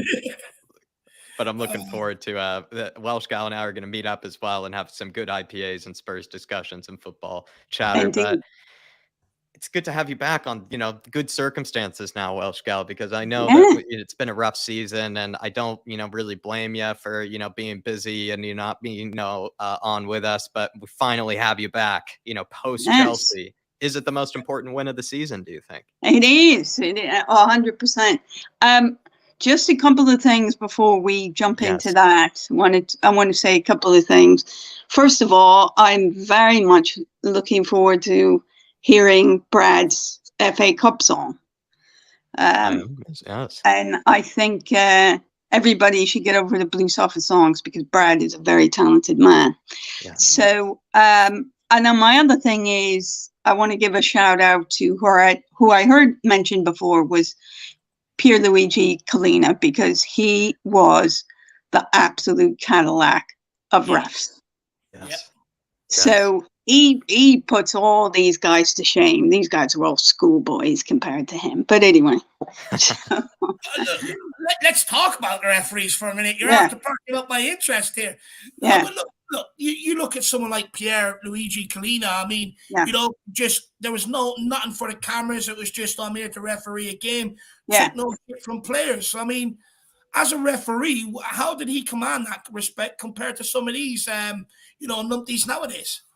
Yeah, well, he was a very tall. I mean, he's still with us, of course. I'm not going to say was, but He was a tall guy. He had sort of a very intense way about him. I mean, he was very serious about the game. He didn't take any crap from anyone. You would not see players surrounding him and harassing him and all that. I mean, he ran the match in a proper way. So total respect. And he was the one. Charisma to him as well. Yeah, he did. But he also, he was the number one choice for all the top, the World Cup finals, Champions League. I mean, everything. He was always the first name on the referee team sheet, if I can use that phrase. But he was just an amazing guy, and I think it's just, I mean, VAR, what you were saying, Dave, I totally agreed earlier what you were saying about VAR, and VAR was brought in to stop, what's the phrase they always use, clear and whatever. Clear and obvious errors, yeah. And then you bring it in and you get nothing, so many clear and obvious errors from the refs and the VAR folks, wherever Stockley Park, wherever they are. It's got work with VAR compared to.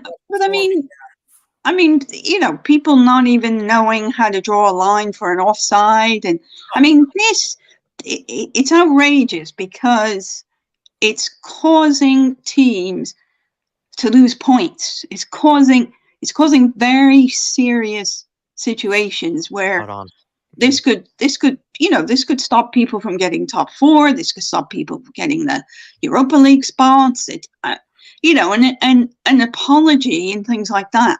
What is that? That's nothing. And the fact that what's his name, Howard Webb, the fact that the top guy had to come over and have some kind of emergency meeting to basically give them all like a clip on the ear. It was just unbelievable. So anyway, enough said about that, but it's a real disgrace, I must say. But anyway, a lot of interesting points you did make there. I think a lot of good points you made there. What worries me most, though, is that I don't know where the next Kalina is, the next Pierre-Louis. I don't see him, and so we need him desperately. We need his reincarnation. I said that Polish guy and that World Cup final was fabulous, but I don't know if he's moving over to the Premier League or anything like that, to be honest. Feels like no established referee would want to move over to the Premier League with kind of the shit shows that we seem to have every week. I would say too, just quickly, is that you did make me kind of think about how perhaps an unintended consequence of VAR has been that actually now there's even more attention drawn to referees than there was before. And with the higher attention then comes, more scrutiny, more, kind of reactions from the fan base and whatnot. So it's almost like maybe they didn't anticipate that if you are going to bring it in, then comes also more attention to the referees. And absolutely. Absolutely. And I think some of them, and like what happened with Stuart Atwell yesterday, I think they're so scared now to make a mistake. So they've lost the confidence in their own judgment. Interesting. So they're always like, oh my God, this is going to happen and everybody's going to be piling on top of me and all this kind of stuff. He pulled out the red card. I mean, this is all from radio because I don't have a telly. But I mean, he pulled out a red card before he'd even gone over to the monitor. What was that like to hear over the radio, actually? Well, the commentators were all like, what's going on here? What's going on? They're like, it's taking like, wait a minute, he's done this. Oh my goodness. This and that. And then they're watching it apparently on their monitors and telling you what they've seen and different things. And they're like, this is unbelievable. It's taking like 7 minutes. And of course it takes the flow out of the game and the momentum out of the game and things like that. And Spurs were on a roll, so you get on with it. It's infuriating. So how long they take on some of these decisions, it is absolute. I mean, remember the West Ham one earlier on in the season? What were we sitting there? 10 minutes. You know, Yeah. 10 minutes. I had time to go and have a cup of tea, a cigarette, have a bowl of Rice Krispies, and go back and watch the game. It's ridiculous. Yeah, Obviously, absolutely. Yeah. It's really hard talk behind the referees because it just I could go on about this for. No, we will. No. We'll talk about obviously much more positive things. Like, I mean, but the first question I asked you, Welsh Gal, was biggest win of the season, and what do you think of that? Is that I think 100%, 100%. That it's always. I mean, people always talk about the North London Derby, and of course, you know, beating the scum is always going to be top priority. But this is so important. Yeah, because they have always beat us, and you know, you go over there and Stamford Bridge, and we've been humiliated by them on a number of occasions, and just to get one back, and I'll say it again, and I've said it before, I said it in the chat, I still hate them from 2015, from that match that basically stopped Spurs from almost getting the league, you know, and allowed obviously Leicester, you know, the fairy tale team at the time, but that horribly dirty cheating match with people like, I can't stand him, David Costa. I hate him so much. Yeah, I don't think you need to ever forgive them. They're Chelsea. You don't need to ever forgive them. Oh, no. It's the grudge you can hold for a lifetime. It's football. Absolutely. Wasn't it Fabregas's hand that Ellis stood on as well? Fabregas's hand that I don't even like to think about it. But just yesterday, so many people stood out, and I was so pleased for Skippy. You know, just because I always look at the highlights later on YouTube and things like that. What a great goal. I mean, it was just so great, and great for his confidence. And he's done so well. And I know, you know, he was injured. He was out for a long time. And a lot of people were like, oh, that's it. He's finished. He's going to be off. You know, he's not. But if you remember, Mourinho said that he could have been a future Tottenham captain. He spoke that highly of him, which is quite something. And also, I think his loan spell at Norwich, he really helped them in their promotion back to the Prem. So I have a lot of time for Skippy. One of our own. He's not. You know, a Big H, Dave, is not the only one of our own. You know what I'm saying? But it was beautiful to see them both celebrating and interviewed together. Two kids, one of our own, of probably two different generations of the academy as well, which is No, I know. One, Skippy looks up to Kane. Kane is a mentor to Skippy.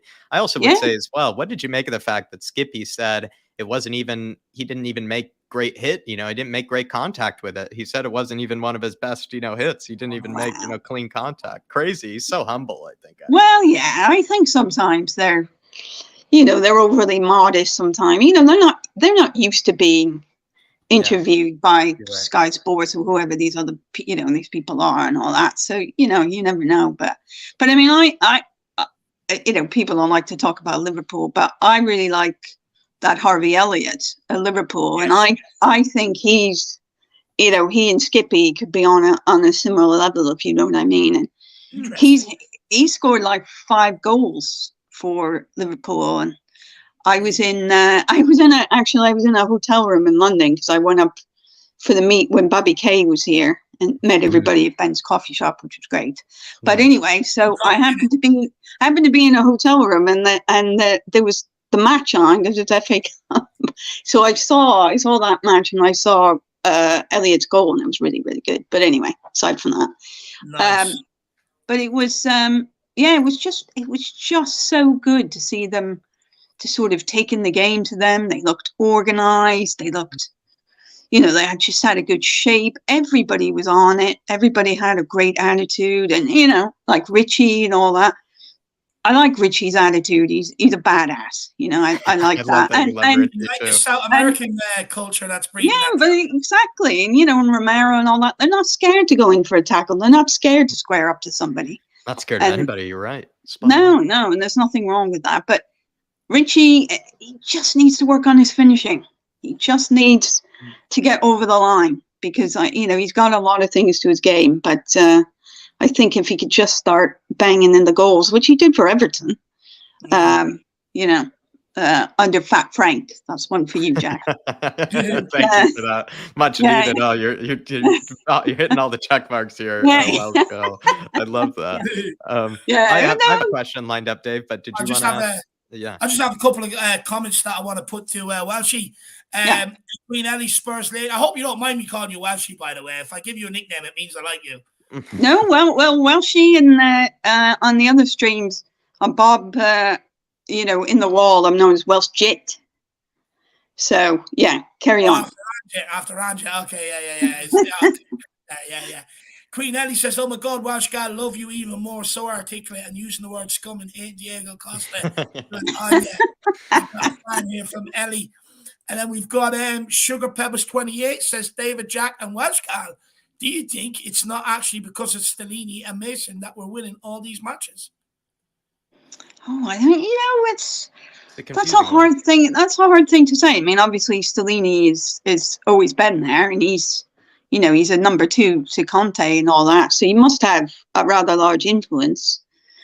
But who knows? I mean, every time Stellini gets interviewed, the first thing he says is, Antonio's involved, Antonio's directing things, Antonio's, he's very good at sort of deflecting any kind of praise that comes his way, but I think he deserves a fair amount. And, good subs yesterday at the right time. And now, so there is an element, certainly, of Stellini there. I will say that.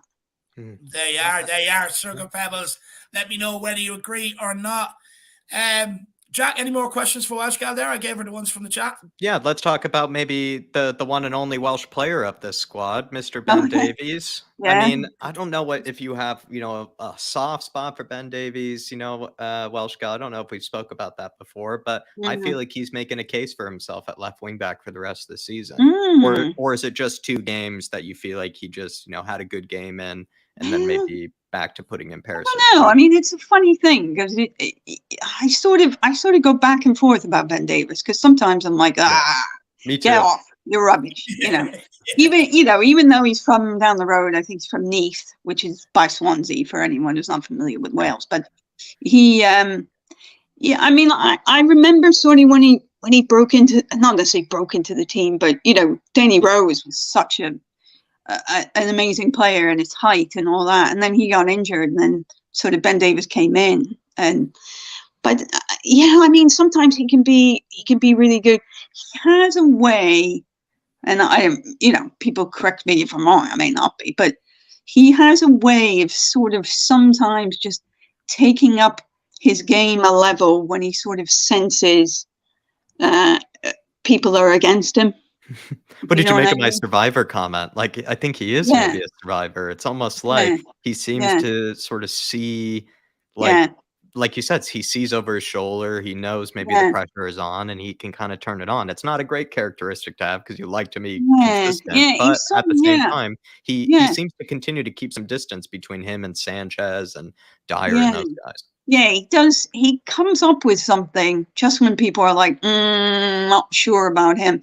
Then he comes up. I think he did extremely well as a wing back. So, we shall see. I mean, he always plays really well for Wales. I mean, not that Wales really played that well in Qatar, but are we in danger like falling into their little trap again? Because they always do it, They always save their skin at the last, and people.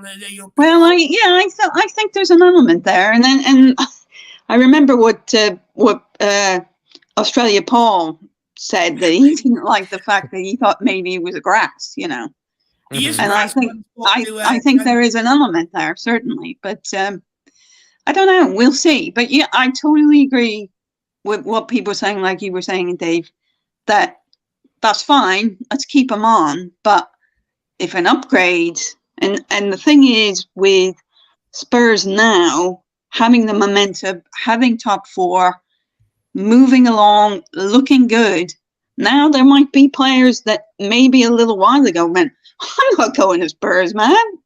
Now maybe players might be like, you know what? I'd like to go there. I'd like to have Champions League. I'd like to play under Conte. You know, so you just don't know. I like the South American mentality that is being brought into the team too. Like, what is it? Brad said, you know, they're kind of like little sickos with each other. And you said even Richarlison's a badass, Romero's a badass. It's a team I'm more confident in, kind of mentally too. Like, you know, with Well, they love their haircuts as well, don't they? They do. They're good. But look, you know, it's better than when you had the likes of Winks and the Sassuan and Bella, who's probably sitting around sharing a nice lobster together. You know, I guarantee you when Charleston and Romero and Emerson hang out, they're practicing slide tackles. You know, that's everything they're doing. You know, and it's just good.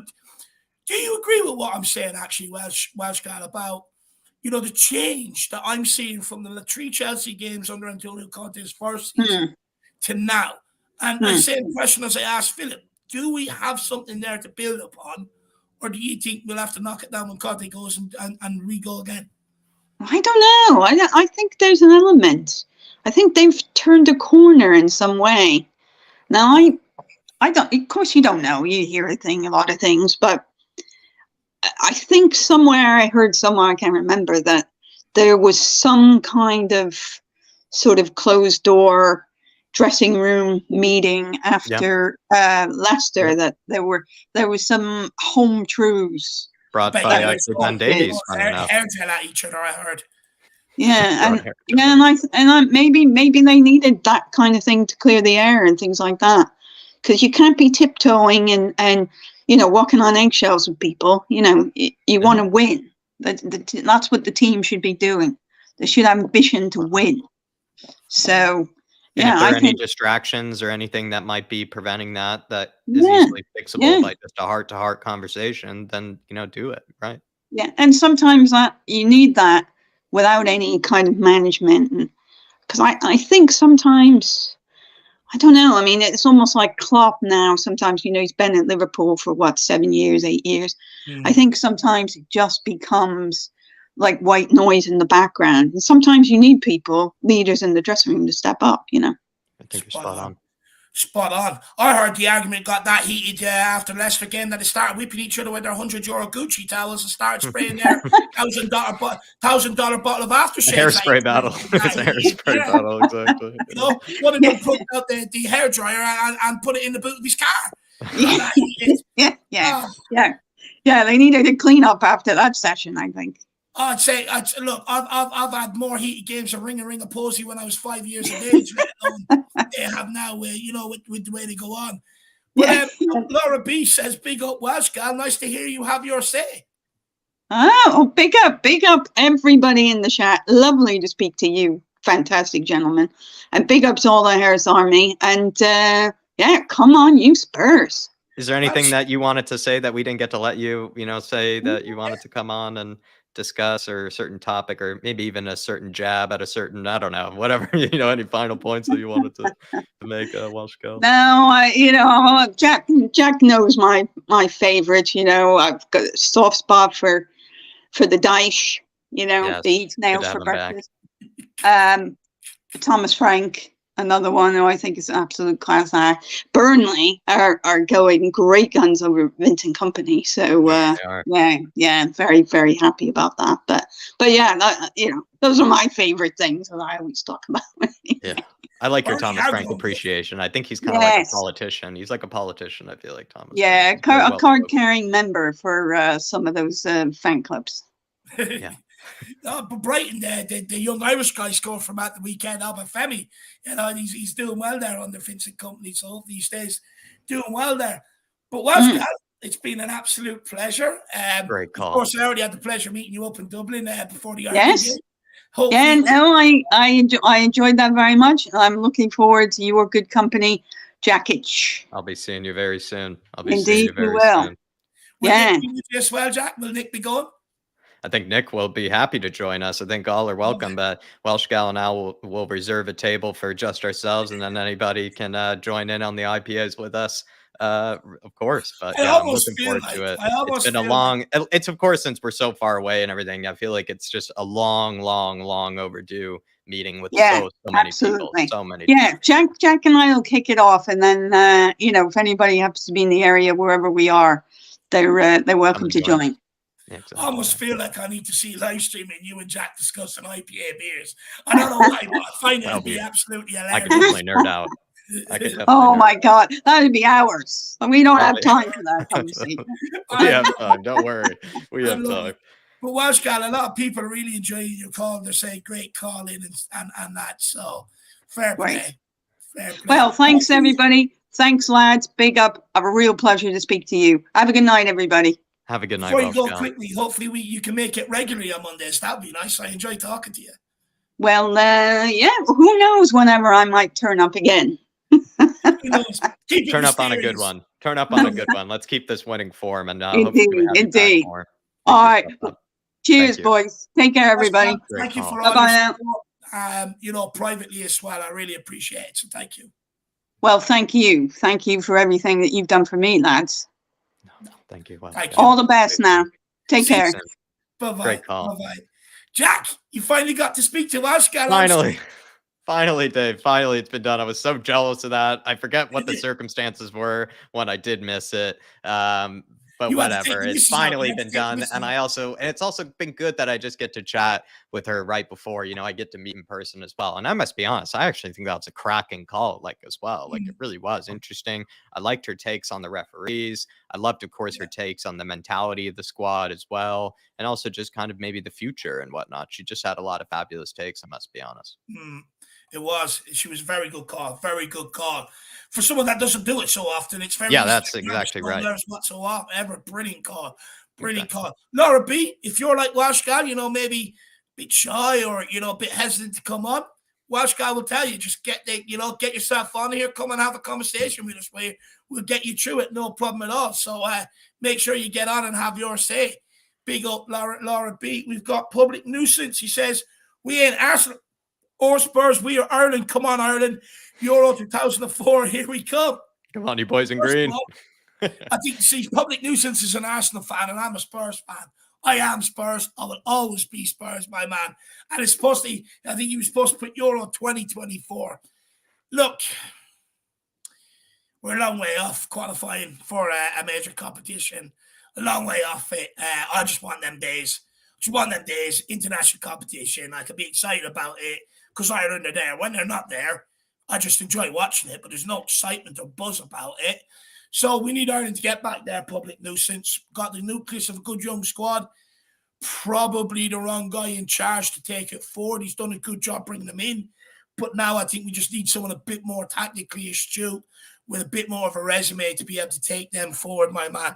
But big up, Public Nuisance. Really appreciate the support, brother. And Dave J says, Dave, off topic a tad, but I watched the Doji a couple of weeks ago against Dumfries. Held his own, very good prospect for next year. He's doing very well out in Serie A at the minute, my man. He's a big boy. He's a big unit. But my God, when he gets going, he gets going. Someone running at you with that strength, that pace, it's not nice.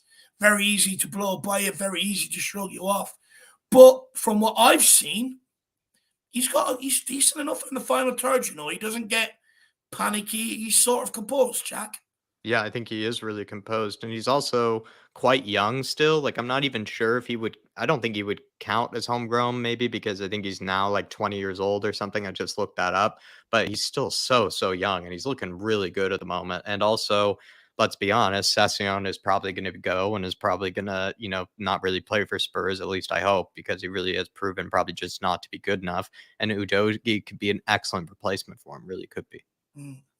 Spot on. Well, look, big up Hotspur J, and it's good to see you back, brother. Great to see you back. But we're going to keep cracking on, everybody. I was just going to make maybe just an announcement just for the sake of this. I think Tyler is coming. Yeah. Tyler is coming, everybody. We're reaching kind of the 2-hour mark at this stage. I think 10 o'clock UK time.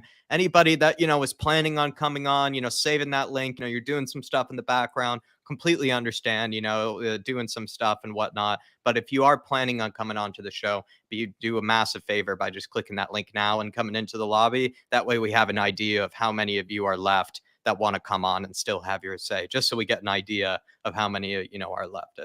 Just be a great help to us. Yeah. So you've got 5-10 minutes to get yourself in the back end, or that's it until the next Fang show. So 5 minutes, get yourself in here if you want to come on and have a conversation.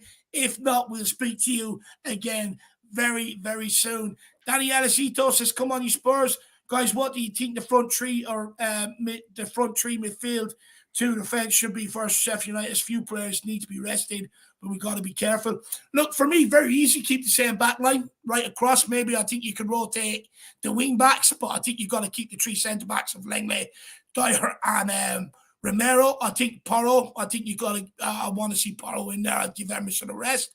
Same on the other side. I'd bring Perisic back in for Ben Davies because I don't think we should be defending that much. In the midfield, I think you go with, I'll be honest, do you know what? I would go with Skip and Sarr, and I'd bring Højbjerg off the bench if needed. I'd like to give Højbjerg a bit of a rest. And then up front, I would go with Richarlison, with Son, and with Danjuma. That would be my team out there. I think that should be good enough to be Sheffield Wednesday. Just quickly, Daniela, I would be worried about Porro playing alongside anyone other than Romero, because I feel like he was, disservice by playing alongside Tanganga. Tanganga didn't help him out. Porro didn't help out Tanganga. So what I think maybe if you were to play Porro in that game versus Sheffield, I think you probably do have to just give Romero maybe another run if you can, but I don't see that happening. So I am worried maybe about Porro again playing alongside someone like Tanganga. Yeah, spot on. Very good point.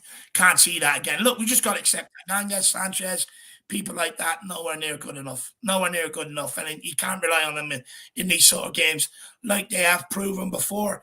But look, we're going to crack on. We're going to keep this moving. Where is... Okay. Yeah, let me figure it out. Who is next? Dermot, we have put your thumbs up Dermotron. if you want to come on. If you want to wait, because I know put your thumbs up, Dermot. You want to come on? Perfect. And then it's Dermot, Paul, KPV, Tyler, and then we will be ending off. So let's get the Dermotron on. Dermot, how are we keeping, brother? Not too bad, not too bad. Still buzzing after yesterday. What a result. What a result yesterday. And it's about time coming. We deserved it. We played well second half. I described yesterday's match like a boxing match. The first half was where we're just, edgy, counter-punching, trying to figure each other out. And then something was said, whatever with that sending off or the VAR, it galvanized the team. And I think he must have said, right, look, take the Fergie approach. Everyone hates us. Let's just go at them. And that's what they did. And they put them to bed. Yeah. Yeah, they did. They did. I was very impressed with the team performance. To be honest with you, I think from 1 to 11, I think absolutely everybody was at it. Everyone wanted to smash tackles. Everyone wanted... Do you know what I like as well, Dermot? People wanted the ball yesterday as well. When we did have it, people wanted it. They weren't shirking away from responsibilities, weren't looking to get rid of it as quick as they could. I thought all around, it was a very good performance. But who for you really stood out yesterday? Emerson, again. I mean, I'll hold my hands up. Emerson's, I don't know what's happened to Emerson. What they've said to him, what they've given them, what they've told them, maybe becoming their dad is bucked. He decided, right, I've got to do something different now. Also, Skippy for me was outstanding. I think Højbjerg was the silent hero in that midfield. How good was it yesterday? He's not getting enough attention. Yeah, that's a good point. Actually, he's kind of been unnoticed. Yeah, he did a lot of the work, undercover work, which gives Skippy his freedom. We're all talking about Skippy and his wonder goal, and by Jesus, it was a wonder goal. Let's give Højbjerg some credit here because he's not getting enough. He did a lot of work yesterday in that midfield. And then, of course, you got Romero. Nearly scored too, I think, right? Yeah, he did. Hit off the post. And then you got Romero. Every time you go near somebody, you've been told you've been Romero'd, which goes back to the tango adverts when I was a teenager back in the 90s when there was "You've been tangoed, you've been Romero'd." Is Romero the tone setter, do you think, Dermot? Because that's important in all these derbies. We need that guy who sets the tone with a nice early crunch and challenge, or big header or something like that, right? I think Romero's one of those. He is. He's our Graham Roberts. And I've said it before and I'll say it again. He is our Graham Roberts. He's our leader. He's the man that leads by example, and he should be captain. If not Højbjerg, then he should be captain because he would lead by example. He gets the team going from the defence. Right, this is how we're going to play. Follow me. And the players will follow him because he is the man. He's a World Cup winner, and that will give anyone the extra step that he needs. But it's only our 8th win in 62 Premier League games against Chelsea. But yesterday was the sweetest of them all. Just to see them walking out the stadium. Early. Harry Potter sitting on the touchline playing with his wand thinking, look, I've got no more magic spells here. I'll have to go see Dumbledore's going to put me in detention. Hermione's not going to talk to me. And he's going to, I think he's finished at Chelsea, but what he said about him getting death threats and everything, that's out of line too. He is a human being at the end of the day, and he is a manager. He's out of his depth. But look, leave football to football. There's no point threatening him or his kids or his family. It's not right, and it shouldn't be. It should always be about the football, and that's where it should stay. Yeah, 100%. But look, I'll be honest, I expect no different from Chelsea fan base. No, I don't either. History of some horrible things there. Yeah. Moondog says, good evening, David, Jack, and Dermot. Big up, Moondog. Hope you're keeping well, sir. Congratulations, Moondog. Yeah. Sorry, Dave. No, big up, Moondog. Hopefully you got to go and spend time with the granddaughter, my man. Congratulations, my man. Enjoyed it. Congratulations, brother. But Dermot, I mean, I did have a question I wanted to ask you. Let me think of it now. Yes, Romero. Brilliant. Yeah. So, I got caned at the time. People said, Dave, Romero's not world class. You need to calm down. You need to relax. I said, no, he is world class. And he's better than Virgil van Dijk at 23. Virgil van Dijk was at 23. Yeah. Is Romero world class? Because people are saying he is now. He was always been world class. You wouldn't have seen from the first game he played for Tottenham to now. He's always given 120%. He's always put that tackle in. He's always put himself over the line for us, and he is world class. And we are so lucky to have him. We just got to now make him feel he wants to stay. That we're going to go and win things. We're going to go to that next level. If we do that, we've got for the next 4, 5, 6 years at Tottenham in his prime years. That's what we're going to have. And to get 2 good defenders next to him, we'll have the meanest defence in the Premier League. For me, I'm a big, big fan of Romero. Absolutely love him. And, he will end up this season with an FA Cup winners medal. I'm guarantee it. I'm so confident we're going to win the FA Cup this year. Really, really confident. Do you feel like the mentality, like we brought this up earlier, Dark Sun G thinks that if we were to make it to a final, that we have better players to cope with the pressure of the final, also just to get more amped up for the final and all that sort of good stuff. Do you think that's the case, Dermot, that we have maybe better players for the right mentality in these sort of finals? I think so, yeah. I think we do. We've got players that have won World Cups. We've got players that have won major tournaments, but also I just think it's our year this year. We've just got this. We've been playing teams that we've beaten on the way to winning FA Cup in that particular year. Port Vale, we've got Preston, who we beat in the semi-final in 1921. Portsmouth on the way to the 91 Cup final. Sheffield United, who we beat in a replay for the 1901 Cup final. It's our year this year. It's our year. And no matter where we finish 4th or 5th, I want us to go as deep as we can in the Champions League and win the FA Cup. Because I think, who knows? Who says we can't get to a final in the Champions League? Nobody thought we got there before in 2019. So who knows? A FA Cup and a Champions League double. That would be nice. So when we maybe go into Sheffield, which is a massive, massive game, Dermot, how do we avoid it being a banana peel like these games have been in the past? I think we've got momentum behind us now.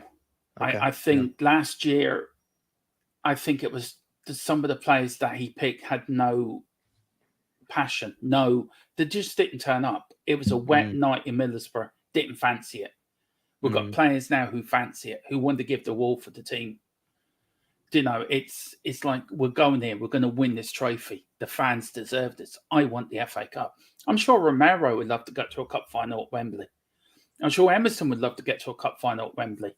You know they'll be up for it because they're able to get up for these London derbies. I mean, they literally look like they're, practically, like it's their last game ever, the way that they've been playing with how much energy they bring, let alone a cup final.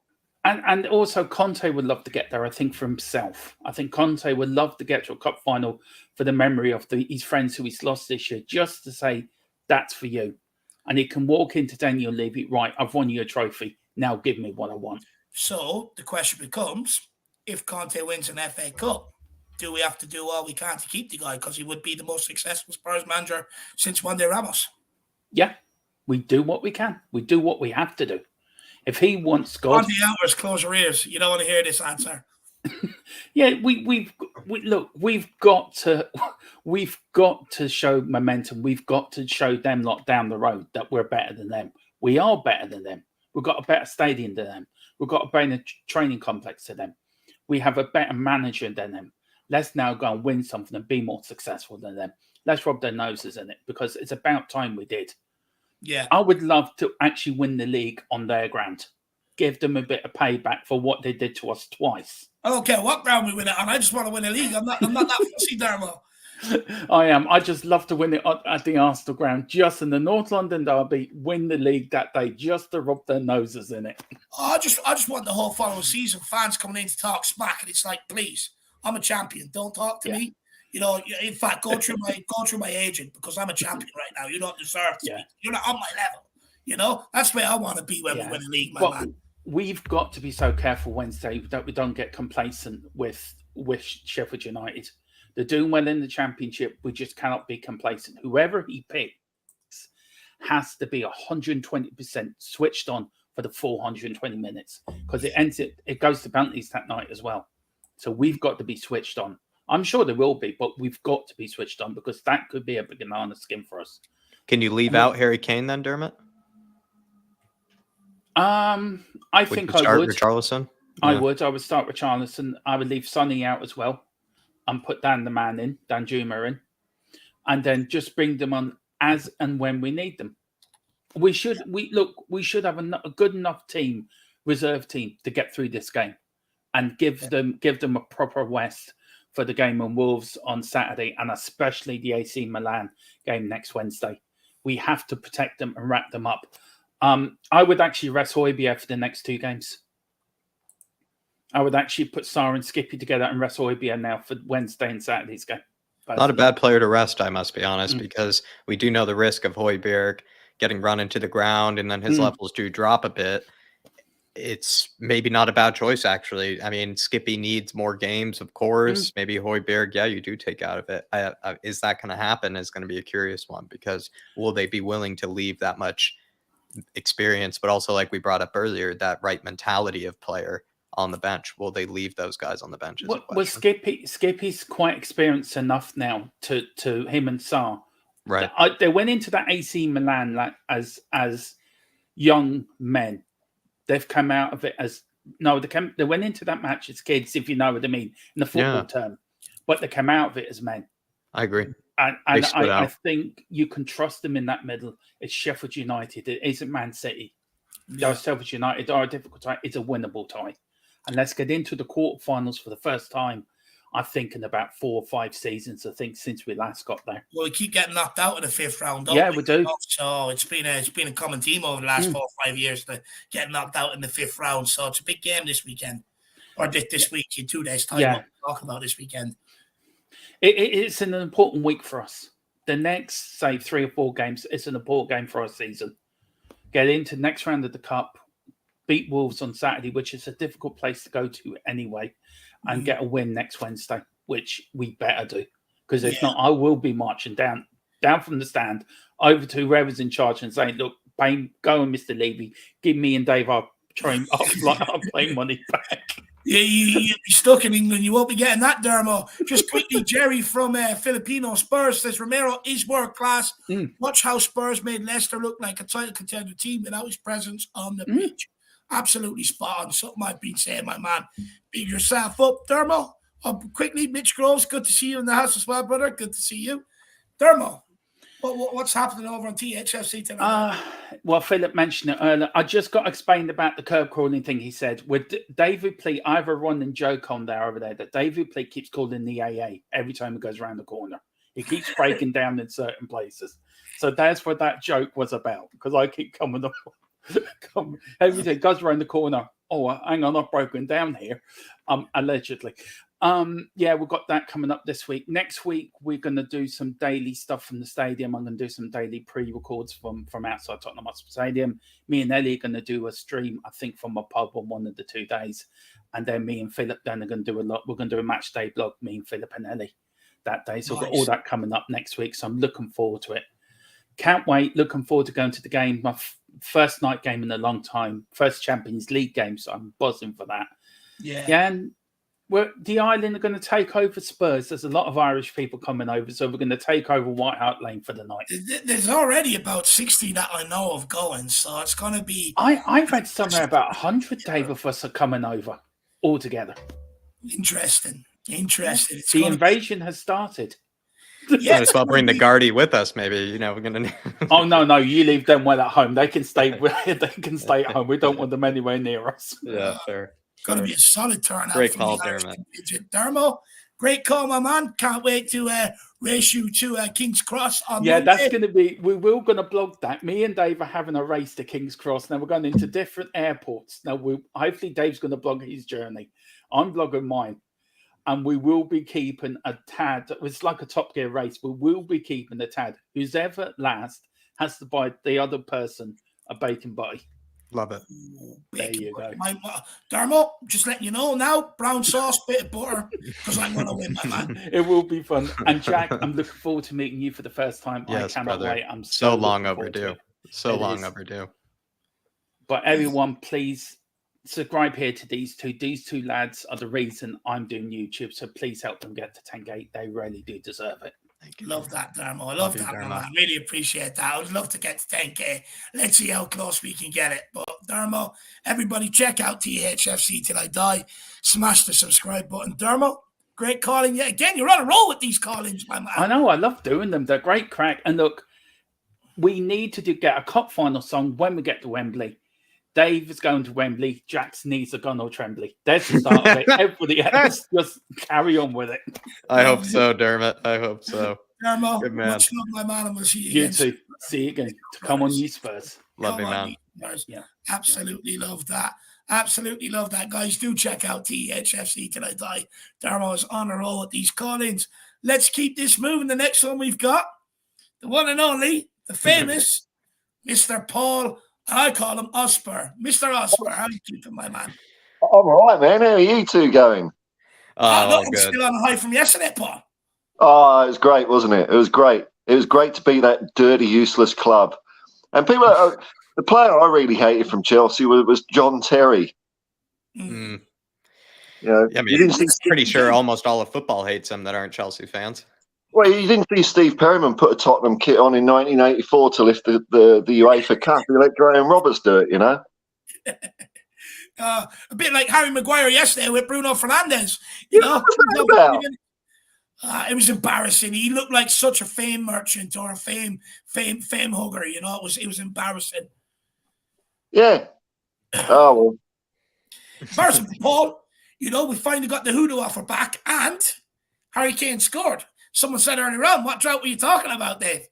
Dude, man, when we were doing that pre-match pump-up and the idea of a Harry Kane goal drought came up, I mean, what a ridiculous notion, eh? And what a goal it was, That was pure instinct, to get... I mean, the way he had to get his leg round it, it was a great goal. Great goal. Fantastic. He's never going to dry up, that guy. No, he can't. He just can't. Did you see the reading of the game, Paul? The way he already moved before, Eric Dyer got the flick on, anticipated. It was unbelievable. Yeah, and that's what you want a striker to do, is just to move in the areas. It's almost like a sixth sense. There's a space there. Maybe the ball will end up there, and that's what happened. And I think that's probably half of the part of being a striker is being at the right place at the right time. There's a skill in it. Yeah, you got to get in that space and expect the ball to come in. And Chelsea's defence was, they were just like, they were like our defence at times. They just lost their man, didn't they? They didn't know it. They didn't pick him up. How important was that first goal, though, Paul? Because it really is like Chelsea. They are a team that always seem to find a way against us and get very lucky, or we just always seem to crumble in some manner against them. But getting that goal via Skippy, it felt like that's exactly what we needed. The Chelsea heads went down, and that gave us the chance. It felt like maybe the further that game went on, maybe 0-0, the less confident I actually would have been, no matter how well we were playing.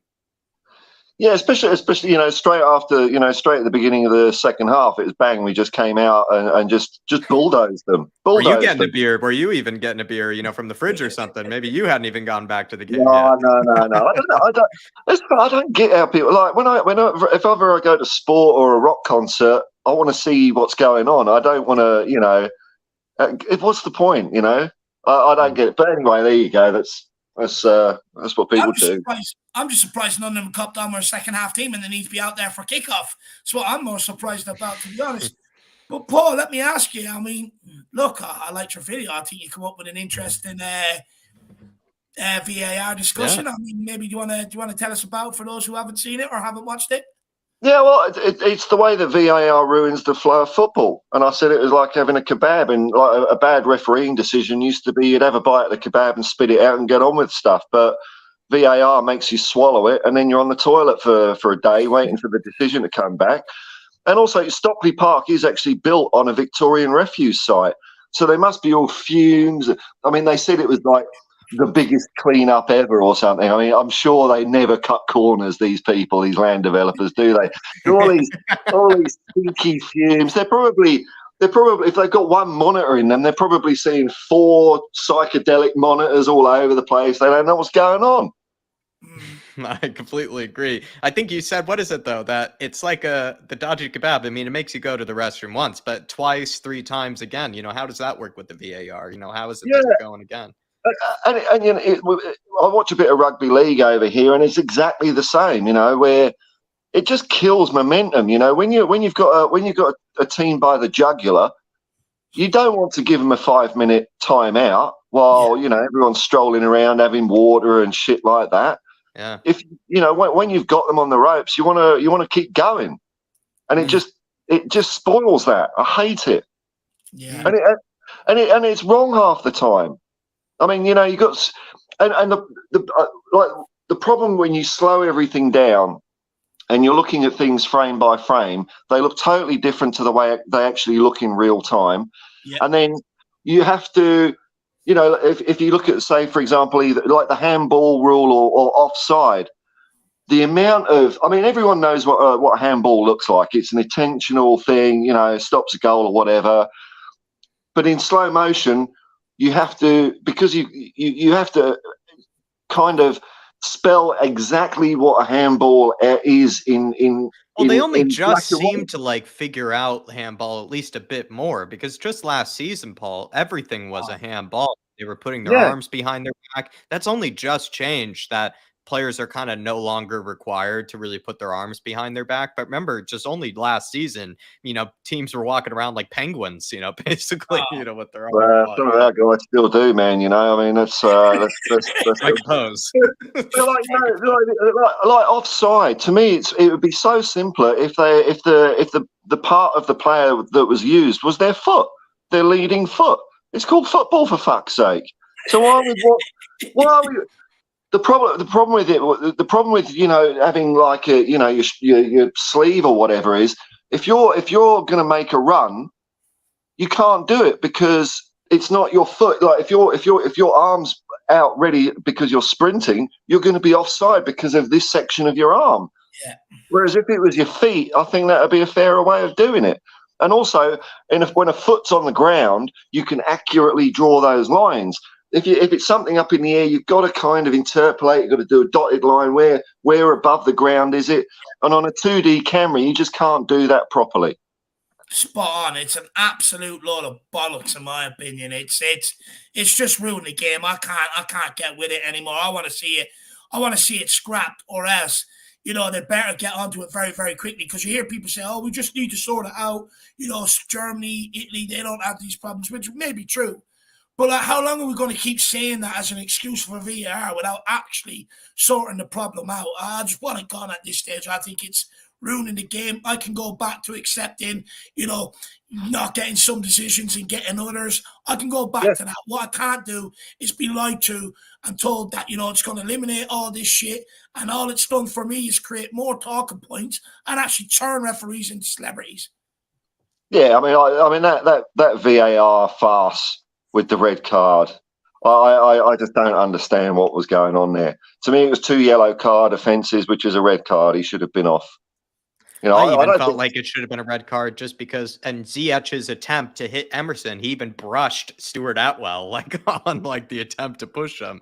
Like, if I was a referee, I'd be like, even if you didn't think it was the worst, punch you've ever seen or whatever, it's like, you can't just do that right in front of a ref, and expect to get away with it either. So I just kind of felt like that was also ridiculous. Is that happened right in front of his eyes, sort of thing too. Like, you would think. Yeah, if you're going to punch a player, you got to do it behind the referee's back. That's what I say. Have some class. Have some class. If you're going to do it as well, do it properly, not a shit. Do it how Romero would do it. Exactly right. Take a page out of Romero's book. I've got a question for you, David. Now, a few weeks ago, you did a video about can Spurs challenge for the title, and you went through our fixtures. And hear me out. And I think you were worried about the Chelsea game. Now, we got 3 points against Chelsea. Okay, we lost the points against Leicester. So I think it's kind of even Stevens for what you were getting at. Are you getting hopeful again, David? Is it on? Look, I'm at the point, Paul. I sit there, I stay quiet, I wait till it happens, and then wait for people to come back and go, Dave, can you predict the future? That's what I wait for, Paul. The clairvoyant. Look, Arsenal got a lot of tricky fixtures coming up. All depends if City pull it together or not. But look, if United, people are talking about United sneaking into a title race, but we're not that many points off them, are we? We've got them coming up. We've got Liverpool coming up as well after these run of games.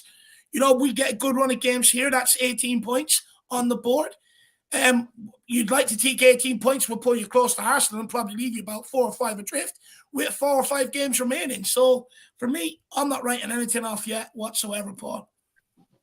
Yeah, good on you, man. Yeah, I mean, what's the point of being a football fan if you're not going to dream silly things? That's the point, isn't it? And realistically, are we going to win the title? No, probably not. But in dreamland, it's like, it's possible. Hey, why not?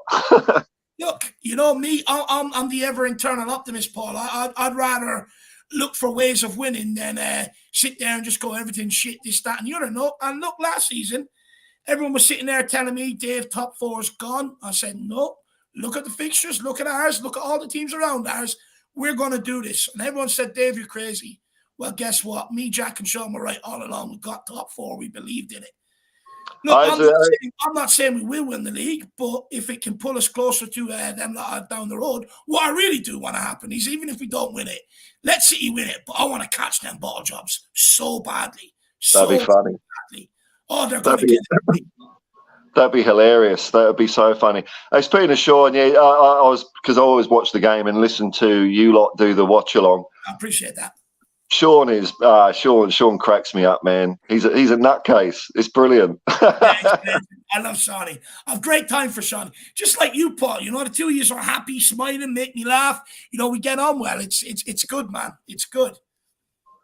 Now, I mean, I was thinking about, why have we turned? Why does it look like we've turned the corner? And I think the difference for me, like people are saying, is it, Conte's not there? I don't think that's anything to do with it. I think it's simple as Romero playing at his best. I think he is one of the world's best defenders. And when he's either not playing, like against Leicester, or he's playing just very well instead of excellently, it's not enough to make our other 2 centre-backs play well. The load is too much for them. So I believe, though, he's also a tone setter for the rest of them. Like, he almost leads the way. Like, when he makes that first crunch, maybe the rest of the defenders get confidence knowing that, I have a world-class defender next to me. Gives you the confidence, maybe to go crunch somebody yourself.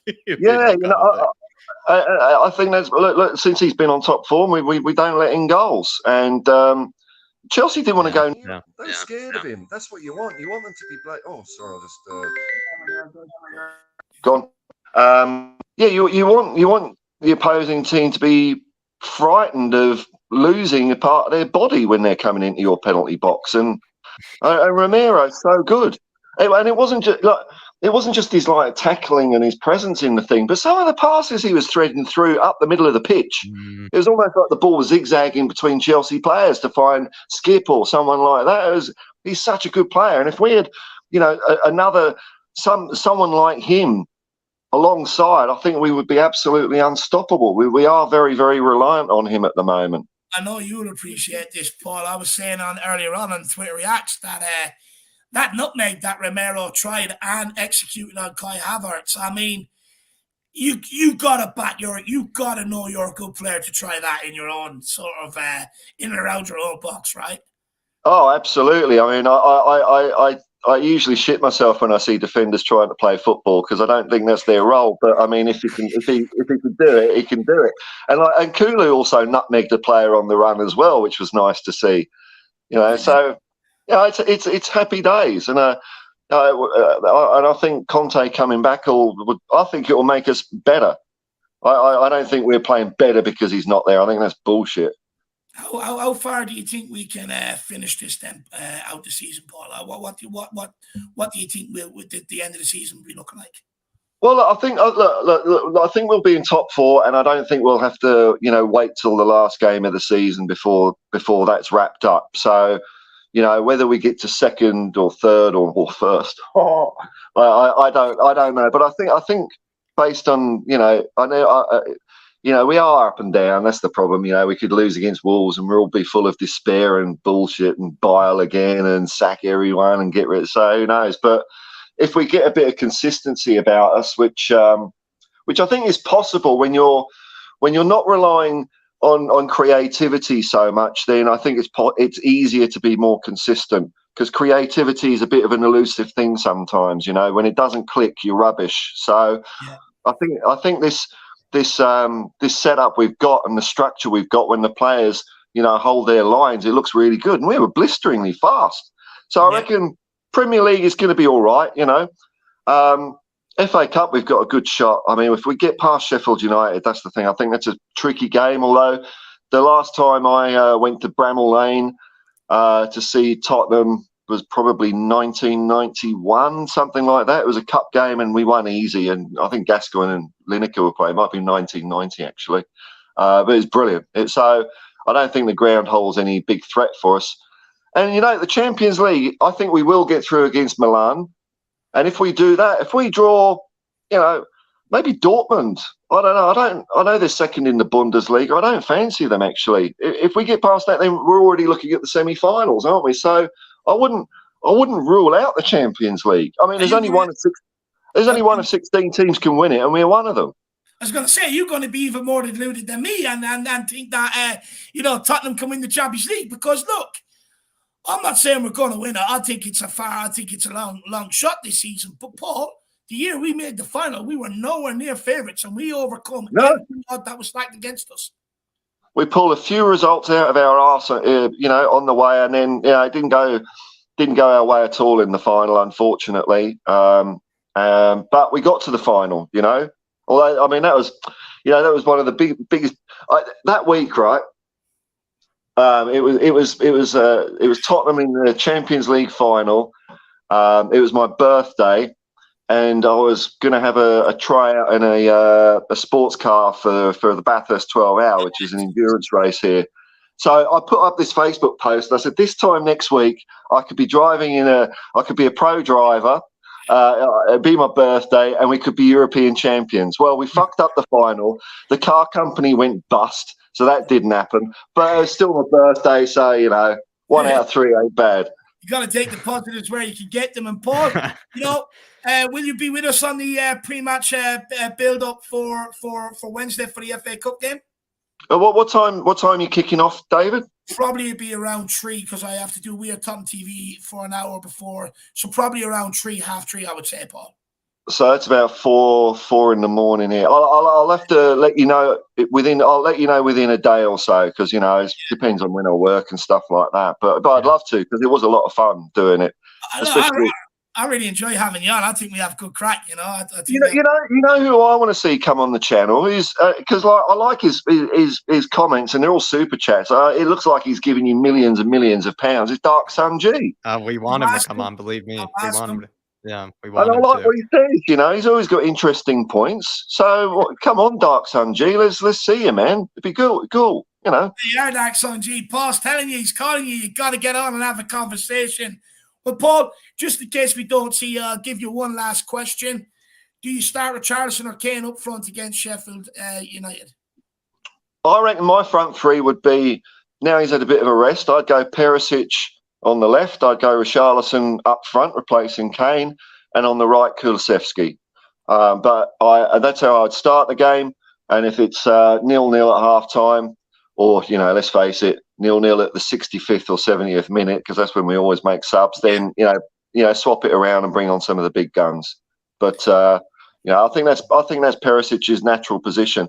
But one thing, like we're going on about this term wing back, and like the way Emerson and Davies are playing, for the life of me, I can't really see much difference between a wing back and a fullback. It's almost like the fullbacks have proven to be better wing backs. Well, that's what a fullback does, isn't it? That's the same thing, but a wing back starting position is just a little bit higher. That's all it is. Well, but it is funny though that a lot of people have asked for, like, some people have even gone as far as to say, play Danjuma, play Sonny at wingback, as much attacking as possible. People have gone for. People have been asking for wingers, to be playing as wingbacks, and they said they would rather it be a more attacking player. And it's like it is funny to see the two most defensive players in the team, being Emerson and Davies, be the most successful wingbacks so far. It is kind of proven to be the opposite. It's proven to be the opposite. We might as well put Kane at wing back. Why would you put Sonny at wing back? What the fuck's he going to do back there? I think we forget that sometimes they need to defend every once in a while. I think that's what we forget. They need to defend every once in a while. Yeah. Far out, man. The internet's a funny old place. There's always whatever weird thing you can possibly imagine, someone will say it. And I suppose we're all part of that. That's makes life go round. So well, hence why we have you on our channel, Paul. So that's it. I was just about to say, Paul, never ever change, my man. You always brighten up my day. You're a bit like KPV. When I see you, speak to you, you always brighten up my day and make me laugh, my man. Your reaction to hearing people saying that is priceless. I love you, man. I love you. But Paul, it's like, I don't know if you remember, but remember Jimmy Hill? Jimmy Hill, who was a pundit with a big chin, and he always used to say the most stupid things ever. And that's what the internet's like. Like Jimmy Hill would say things like, "Oh well, instead of having penalties, why don't we just put more balls on the pitch near the, or take a player off every 5 minutes?" He was just a knob, and he also, like in '81, after I think McKenzie scored a goal, he said, "Oh, that's got to be the best goal ever in an FA Cup final." And then half an hour later, Ricky Villa does his thing. So shut up, Jimmy. So that's what the internet is. Jimmy Hill. Oh, I love that. Paul, why don't you tell people what's going on over your channel, my man? Oh yeah, look, this is just me and mates. Nowhere near as prolific as Brad. I mean, I've had a look at Brad's stuff, and he's knocking out some good old tunes there. So it's nice to see. Do you think one day, even if we can't see it, in person over the internet, you and Brad can knock something out together? It's possible, and I have thought about writing a song about Tottenham, but you can't force these things. So I don't know if I'm capable of doing that. But I do know me and the lads might be getting together in a couple of weeks, getting a studio. And what I like doing is I like just improvising. So everything's rough and ready. There's no real editing or anything. There's a couple of songs which are edited, but it's real rough and ready stuff, because I like to see us, just all play whatever we want, and somehow something which I think is quite decent emerges from it. So it's all just made up on the spot. There's no polish there. There's a load of what people would probably make their ears bleed, but I like it, and that's the important thing. We have a lot of fun doing it. That's the main thing, my man. That's the main thing. Everybody, look, I know how much you love Paul, because you have been asking me, where's Paul's videos? We want more Paul videos. So, you want more Paul. You want 24/7 Paul. Get over and smash the subscribe on his channel. You'll have Paul for 24/7. So everybody do check it out. But Paul, I hope to see you on a pre-match build-up. Maybe you and I together, Paul, sometime soon. And Dave told me you had a really good time, or he told me he had a great time with you on the last. He absolutely rinsed me of my Harry Kane question. It wasn't the answer I thought I was going to get. I mean, it's. And I get it because I'm guilty of it as much as anyone. When we have a bad game or a bad run, it really does feel like doom and gloom because I'm so invested in Tottenham, and I do feel bad after the fact sometimes when we do start playing well about criticising players and picking on them or whatever, but.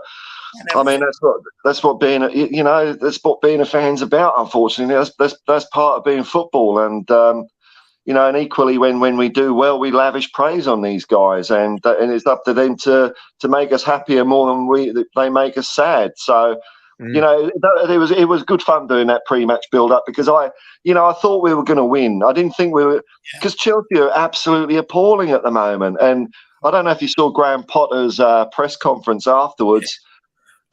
Players aren't going to play for that dude, are they? I mean, I don't think he knows what he's doing. And I think the best thing that happened to Chelsea was Todd Bowley buying them because I think he's going to run that club into the bloody ground. I really do. We're quite good at that over here, the Yanks.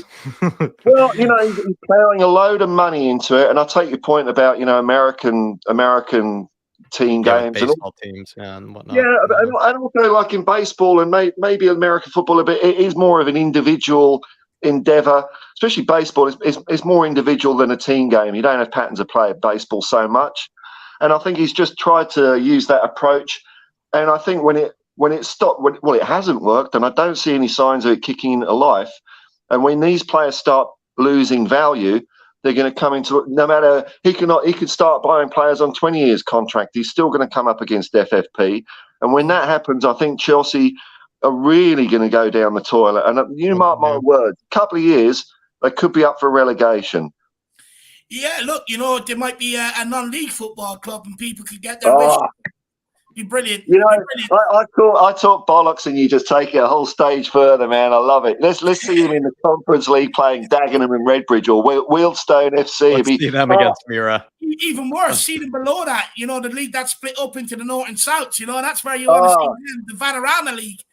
Yeah, the Isthmian League playing bricklayers and plumbers, and they're playing Thiago Silva. He's still hoping for a turnaround, getting a bloody riding in a VW combi van with 12 other players in the back to their next game. It'd be brilliant. All sharing the same toilet. I love it. Paul, big yourself up, my man. Thank you very much for coming in and giving up your time to speak to us this evening. I appreciate it. I know Jack loves it, and I know everyone else out there loves it too. So thank you, my man. Thank you for the video today. Thanks, man. Thanks for the kind comment there, Desi. Thanks for saying that. That's nice, man. But yeah. Well, onwards and upwards, eh? Sheffield United. We're at the sticky end of the FA Cup. Let's fucking do it, Tottenham. Bring them on. Paul, it's a big one Wednesday, man. I know how much it means to you, so hopefully we get the win, brother. Easy. Well, it's a sticky game, but the rewards are plentiful. Yeah, that's the truth. And look, besides that, I look like the FA Cup. It's written in the stars. I tell you, if we win it, you've got to get over for it. Well, I've got to pay my electricity bill first, but that maybe in a couple of years we'll get onto that. All right. We'll get you over by hook or crook for sure. Paul, big yourself up, my man. Good man, Paul. See you very soon. See you soon. See you, man. Bye-bye, man. See you. Oh, I absolutely love. I love that, man. I absolutely love him. The amount of people that text me privately, people in the chats, even when Paul's not on. Where's Paul? We want to see Paul. He's brilliant. I absolutely love that guy. And big up Stackademics as well for the compliment. Good to see you, Stackademics. Content. I haven't seen you quite some time, actually. Hopefully you're keeping well. It is good to see you back. And I and Amy as well. Great to see you back as well. And Ed here as well says, as long as Delaney's at the wheel, Spurs will be fine. Absolutely love Delaney that. out. Well, I'll be back in 1 second. This water is running through me. I've already completed my bottle, so I'm just going to fill it up, go play that. I'll be back in 1 second, Jack. Alrighty, let's bring in the KPV, everybody. Let's see what he has to say. David has already gone hiding from the KPV, maybe. How are we, KPV? Good. just still buzzing from that result. I said the losing streak against Chelsea was going to end, and their winning streak at our new stadium is coming to an end. And 3-Point Lane, not anymore, fellas. Like you, they're the only team that has a 100% record, and they don't anymore because they were going to become the second team to win their 4th season in a row since Man United, but not anymore. Like Exactly right. And I said on Real Tottenham TV last Friday, we fucked your record up. We fucked your record up. We fucked your record up. That was outside Wembley, I think, on Real Tottenham TV fan cam a couple of seasons ago, and the person was with his mate. That's what he sang, and that was when those had Maurizio Sarri, and we ended their unbeaten run because they hadn't lost a game, but they came to us and lost 3-1. We beat them 2-0 the weekend just gone, but hopefully that will happen again next season. We can do it 2 times and then the next one, but it would be nice. So 3 seasons in a row we can. Like, enough is enough, and we stop losing to them. Is this the catalyst for the rest of the season, KPV? This, do you feel like you're more optimistic now about Spurs? Because previously they had probably put you down, they'd probably put you in the dumps, but do you feel, like you can get behind the boys again? Yep, I can get behind the lad, and and I think. What did you make of Chelsea? Did you feel like this was the best chance ever, maybe in the past few seasons, to take them down? Did you see this coming? Were you nervous? Did you expect them to do it? Did you think we were going to pass the test?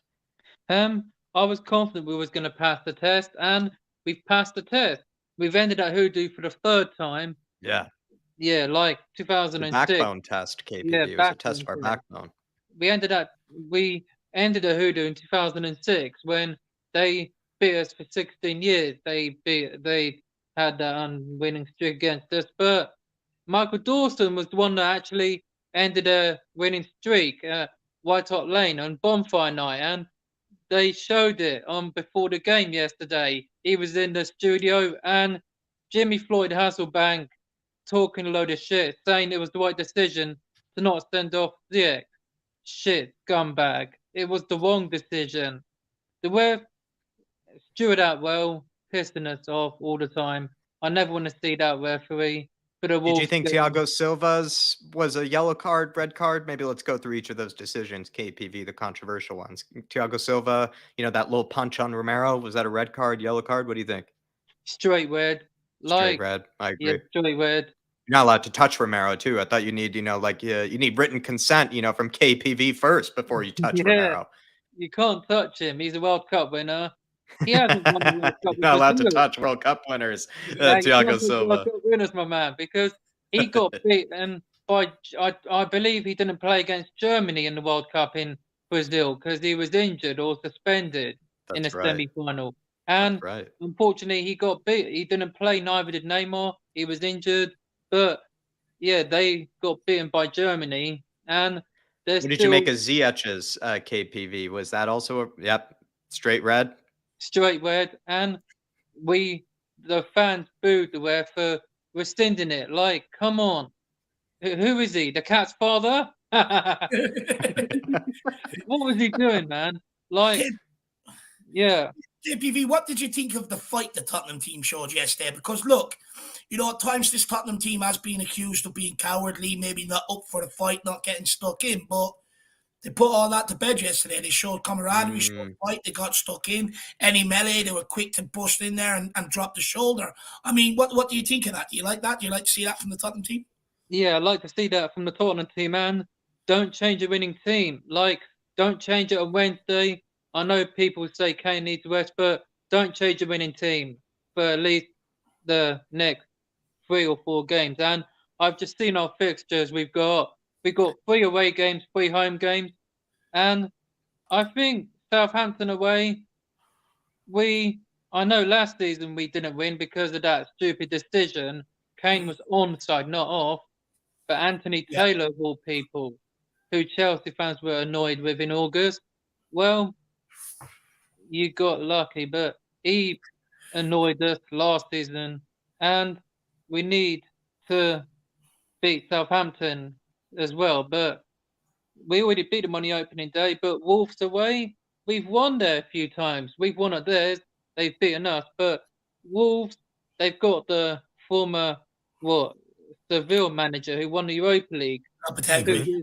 Lopetegui, and Spain, Real Madrid manager and he's won Europa League a couple of times. But yeah, that was when Conte was Inter boss. But Stellini, 100% record continues.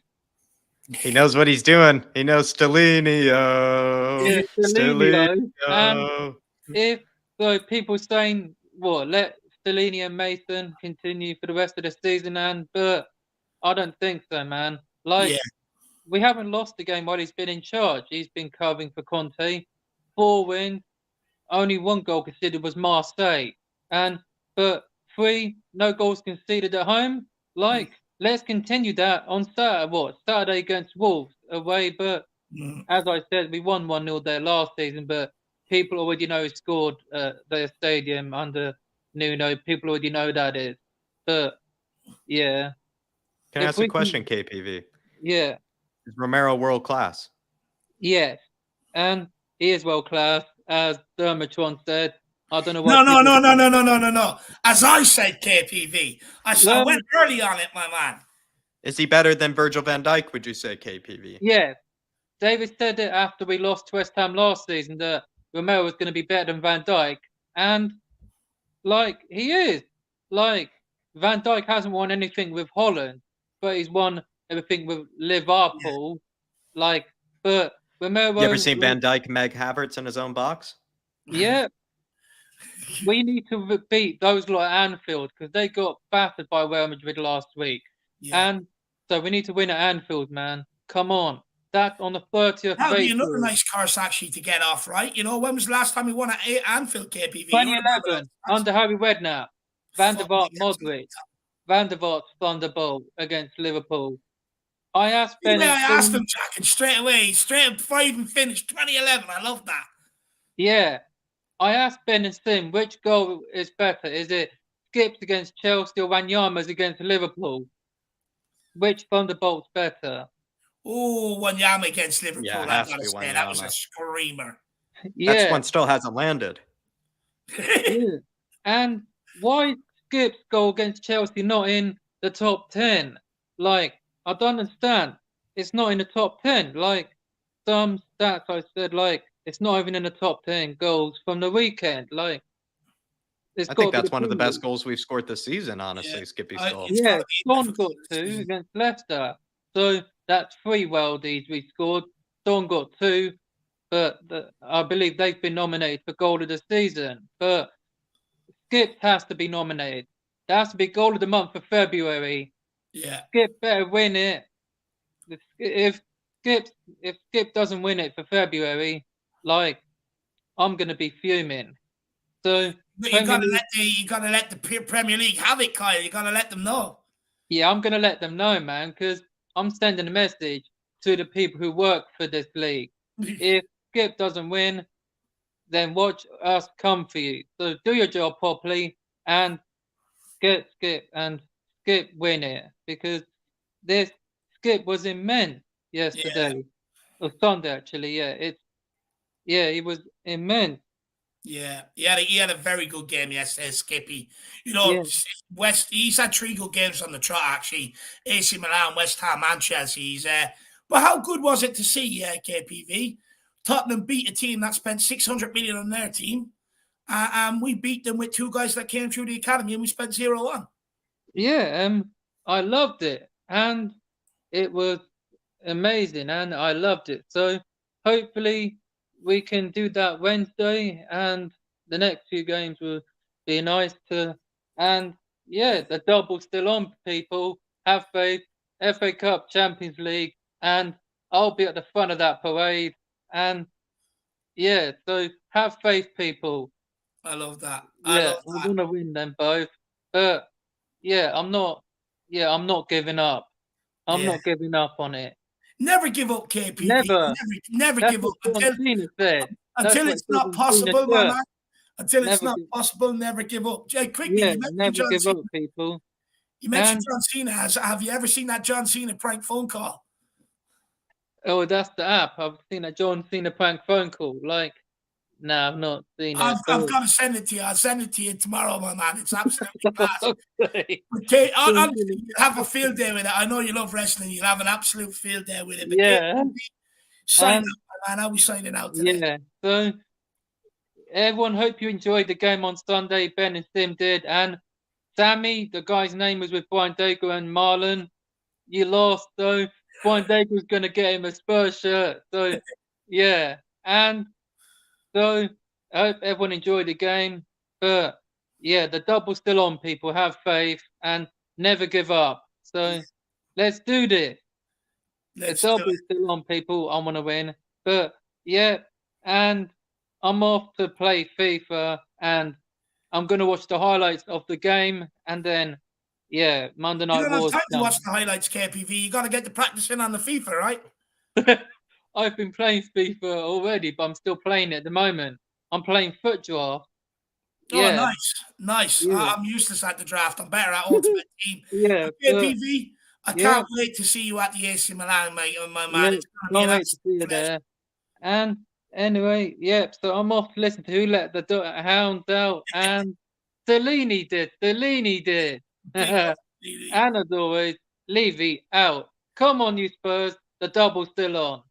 And as always, KPV in. That's what I say. Big up, KPV. Big up, man. My man, honestly, I can't wait to see you at the Spurs Stadium, so we'll see you again soon. Yeah, right? I'll see you there next week. Come on, you Love Spurs. you. Come on, you Spurs. Big up. See you soon, KPV. KPV. Yeah. My man. Good. Yeah. So, Tyler, you're up next, mate. Cue the music. Cue Tyler in. Bring Tyler in here. Make See yourself you, up, KPV. KPV. See you, my man. Yeah. See you. Can't wait to meet that fucker. You know that. I really can't. I've got a good time for KPV. Tyler, brother, are you there, my man? Here he is. Let's get him on. Last call of the evening. How are you keeping, Tyler? I'm doing good. How are you guys doing? Looking good, Tyler. You need to ask us. You know, we bet Chelsea yesterday, right? Yep. And first off, I want to say I don't care how bad or how good Chelsea are playing. There's been times where we've been playing really good and they've been playing bad and they've still destroyed us. So that was an absolutely amazing performance yesterday. 2-0 win. I couldn't be happier. It's a psychological hurdle I was talking about, Tyler, that maybe people don't realize is that teams like Man City, we seem to have no problem with whatsoever. But teams like Chelsea, we've always slipped up. We've always been unlucky. Even times when we played well, we still didn't get the result that we needed or wanted. It's a psychological hurdle, I think, that we overcame by beating them as well. Yeah. Definitely. What do you think of our maybe world-class defender in Romero? Do you agree with Davo here? World-class Romero? Oh, yeah. Definitely world-class. I mean, even before the World Cup, he wasn't obviously in his best form, and he regained it at the World Cup, and look what happened. They won it. So, I mean, he proved that in the end, and ever since he's come back, he's been absolutely perfect for us, I think. He had that one mistake, I forgot what it was, the Milan game, in the Milan game. But other than that, he's been perfect. Are we allowed? Are we allowed to say we've world-class players at Tottenham, though, Tyler? Because I mean, look, I see a trend. It's usually like, you know, we've got to wait till one of the bigger clubs come and pick them off to call them world-class. Like Luka Modric, no one called him world-class at Tottenham. Goes to Real Madrid, all of a sudden he's world-class. It's like, I mean, he was world-class at Tottenham. That's why Madrid bought him. Same with Gareth Bale, you know. But, like, are we allowed to say we've got world-class players at this club? 100%. I mean, people still say Harry Kane isn't world-class. I mean, how the hell could you ever think that? It's honestly, it's madness. I think they need to go to Specsavers, to be honest with you. Big up Hotspur Jay. Good to have you in with us today, my man. Go and get some sleep. We don't want you tired tomorrow. Who was your standout performer yesterday, Tyler? And what do you take away from that game as your biggest highlight? Yeah, I do want to say before I say this, I had a tennis tournament. I was only able to watch about the first 50 or 60 minutes. I was going to say, you look like you've been outside a little bit, Tyler. Yeah, I got a little sunburned. Getting good at tennis. Yeah. I was watching, they're doing a new tennis series on, I think it's Netflix. So it's either Netflix or Amazon. And it was really good, actually. They're really good. Yeah. I didn't realize there was that much involved in tennis, to be honest. Yeah. Yeah. But yeah, I would say Emerson. So you're saying you weren't able to catch the game live, or you had to like watch it back, basically. The game is what you're saying. I watched So the first. what I watched what a about the result first. to walk Yeah. into, right? Yeah, I watched about the first 60 minutes, so I did see the skip goal. Oh, okay. But then I watched the rest in highlights. But Oh geez, how did you get on that after that? No, and 1-0 up, to Spurs. Like I feel like that's a scary situation to leave the game. You don't know how it could end, right? yeah, I was a little nervous, and I was surprised that even during my matches, I wasn't checking my phone. I was waiting until after because I didn't want to mess with my head, just in case. But especially knowing, mid-match Moonhead made a mistake or something like that, throw you off your game. I know, Tyler, especially what you think of the defense. That's good to hear, though. That's good to hear. Tyler, just quickly, Jeff Ives has given you a red card. He said you're wearing red. I don't think it's red personally. I think it's a bit pinky, but it's St. Louis SC. There it's you the are. new MLS club. Let me away with it. Yeah, I'm not even a fan of them. My uncle just got me the kit. It was a nice kit, so We'll let that's him why I'm away wearing with it. it, Jeff. We'll let him away with it. But look, you were obviously there for the red card controversy. I mean, what's your thoughts on that? Yeah, no, there's no explanation. So first off, it was a yellow for the challenge, right? Mm-hmm. So like I don't understand how. At the very least, it should have been 2 yellows, and he should have been sent off regardless. Yeah. So I don't know how the heck they could give him a red.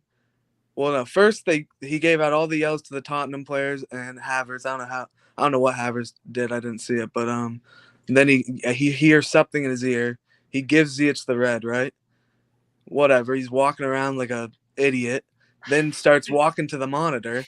Oh, let maybe get something else in his ear. Oh, let me look at the monitor. Maybe I missed something. Clearly sees it. I mean, he didn't catch him that cleanly, but he still hit him near the face. And but you know what did he see that made him change his mind? But that's like the thing. What did he see that made him change his mind? Like that's ridiculous. Do you know what it is, though, lads? Like, I mean, first of all, I mean, if Hakim Ziyech is one, because he went to push him on the shoulder and that's why they rescinded the yellow, fair enough. Yeah. But then that makes Thiago Silva's one in the first half a red card because he intentionally put the elbow towards Romero's head. So it's the inconsistency there. But I mean, guys, how many more modes of refereeing do we have to go through? Yeah. VAR got involved. He went and spoke to the linesman. He got someone in his ear. He went to the monitor. In fact, actually, Jack and Tyler, the more I think about it, we got the full array of the referee fucking menu. Oh, it was horrible. But yeah, and then he ends up changing it, and he only gets the 1 yellow. So how is it not 2 yellows? I don't understand that. It doesn't make any sense. No, it doesn't. It also, though, but Tyler, what's kind of scary, I don't want to, speculate further about it, but what is scary is like West Ham not given any breaks in that game. We had to, fight it out on our own. We absolutely deserved a penalty, and that wasn't given to us. You look at the Chelsea game again, not given any favors whatsoever. I've seen previous games this season where it does feel like the referee is not giving us any break of any kind. We even on Twitter Reacts, we're reminded of that guy in the Sporting game who's even laughing at us right at the end of the game for the shithousery he had caused. It feels like, Tyler, right? Like this season, it is going to be a season where Spurs are going to have to get it done without the help of the referees. Like, we're not a Arsenal, we're not a Liverpool type team. Like you would say the opposite. In fact, we always seem to never get any breaks from the ref. And I hate constantly complaining about the ref because at the end of the day, I think most you can of it after is West on the Ham and player. Chelsea. Yeah. I think you have every right to. I mean, Thilo Kehrer literally, was dribbling it as if it was a basketball game. And then the most recent one, like you have 2 players that should have obviously been sent off. Like at least I think they should have been sent off. And even if you don't think that both of them should, at least one of them should have. So it's just, I don't know. I think you're well within your right to be complaining. I mean, I wasn't too mad about the Thiago Silva one.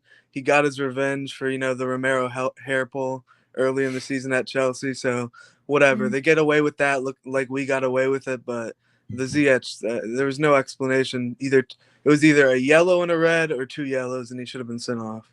So it doesn't make sense. Me, if I was someone inside the club, I'd be looking to request a meeting with the FA and ask them to explain decisions. Because, I mean, it was only at the end of last season, wasn't it, or over the summer, where they came out and they issued a list of decisions they got wrong. And Harry Kane's goal against Southampton, which we all knew was onside, they said, we got that wrong. And it's kind of like, well, I mean, we just barely scraped top four. If we didn't scrape top four, that would have been the difference. So are you going to then reward us with a Champions League place? Are you going to compensate us money-wise? You know what I mean? It's just not good enough. So if I was someone in Tottenham, because I didn't deserve it for Brighton do it not so recently, and he came out and spoke and said it was a complete waste of time, but I would be looking, if I was in the club, I'd say, FA, get your ass down here now and explain to me some of these decisions. Because there's a reason why we keep complaining about the referees. We can sit here and say, it's because we love Tottenham and we're biased. But, I mean, there's a reason why. I've never found myself questioning referees the way I have this season in any of my other watch-alongs, even when I was doing it on Matty's channel. Never questioned them that badly. So there's a reason why we keep questioning referees, all right? Totally. It does feel worse this season. It does feel worse this season. I agree. On, though, maybe some of the players, Tyler, I mean, I've received Emerson apology letters from everywhere around the world, from UK, from Germany, am I going to be receiving an Emerson apology letter from Florida? I always liked Emerson. So okay, good to hear. Good to hear. For me, it's Skip right now. I was slating him. The last couple of weeks. He needs some apologies. I didn't watch the full match, but he was, pretty solid again. I still do think he's limited a lot, but and I still maybe do think I would rather be playing Sarr right now. But I mean, it was a good, it was a nice effort on the shot. I mean, I'm happy with his performance. So I do need to apologize for ever even mentioning him in the same breath as that Winky Dinky over there at Sampdoria now. That is, definitely. Why do you Skip? Sorry, go on, finish your point, and then I have a question for you on Skip and Sarr. I was going to ask you, why do you think Skip is preferred to Sarr, maybe? I was going to say, well, Skip puts in a lot of effort, at least. That you got to give him that 100% of the time. He's putting in the effort.